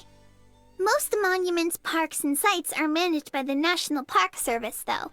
But sometimes, the Bureau of Land Management is in charge of them, or even other departments. Sometimes people push for things to be more organized, but that's probably a long ways off, so you shouldn't hold your breath. No, seriously, Yellowstone, stop holding your breath. Of course she did. Oh well, guess for now we just gotta keep appreciating the messy beauty we got now. Who cares about names or what's official? As long as folks get a chance to see neato places, it's all square in my book. Just make sure to come visit us first, or else we'll get lonely. Aww. Well, thanks for dropping by, but it looks like we gotta split. Catch you next time, campers, and remember to love our parks! Bye-bye! Daughter of Zion. Finished episode 3. Yep, we're gonna stop here and save.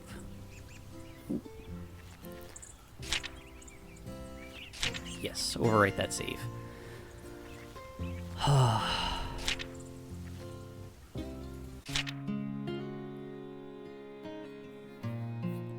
Man. This has been a...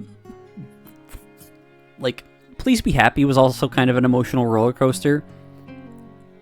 But this one is in such a different way. And I just... God, it's so good. How does Studio Alon keep doing this? Like, that's just banger after banger after banger after banger. Like, okay, Highway Blossoms, slaps. Heart of the Woods, just my favorite ever. Please Be Happy, amazing. Love Me a Mimo. Now National Park Girls, just stellar. And even for the Bell House stuff that, like, they publish but even don't, maybe not, do they? Are they involved in the production of that themselves? I'm not sure. Any case, Without a Voice was also amazing. The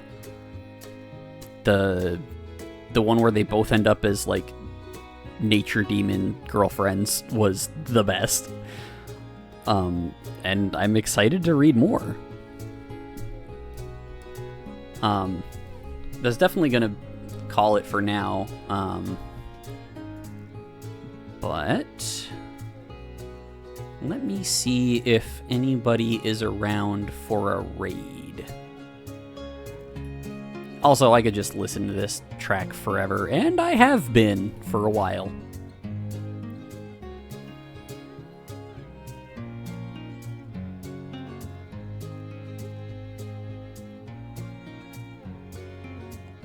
Ah!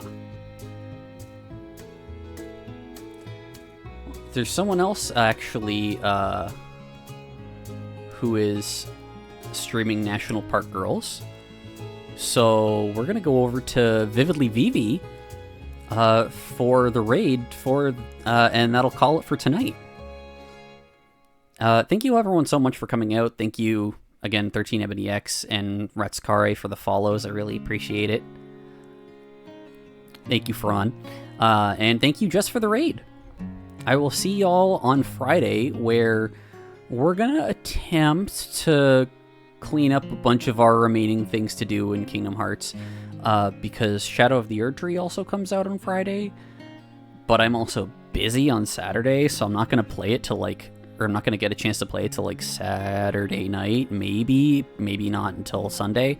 And then it might even become our Monster Monday thing, because there's a lot of fucking new monsters in Shadow of the Erdtree that I'm excited for. But yeah, thank you everyone so much for coming out, and I will catch you all later. Have yourselves a good evening, everybody.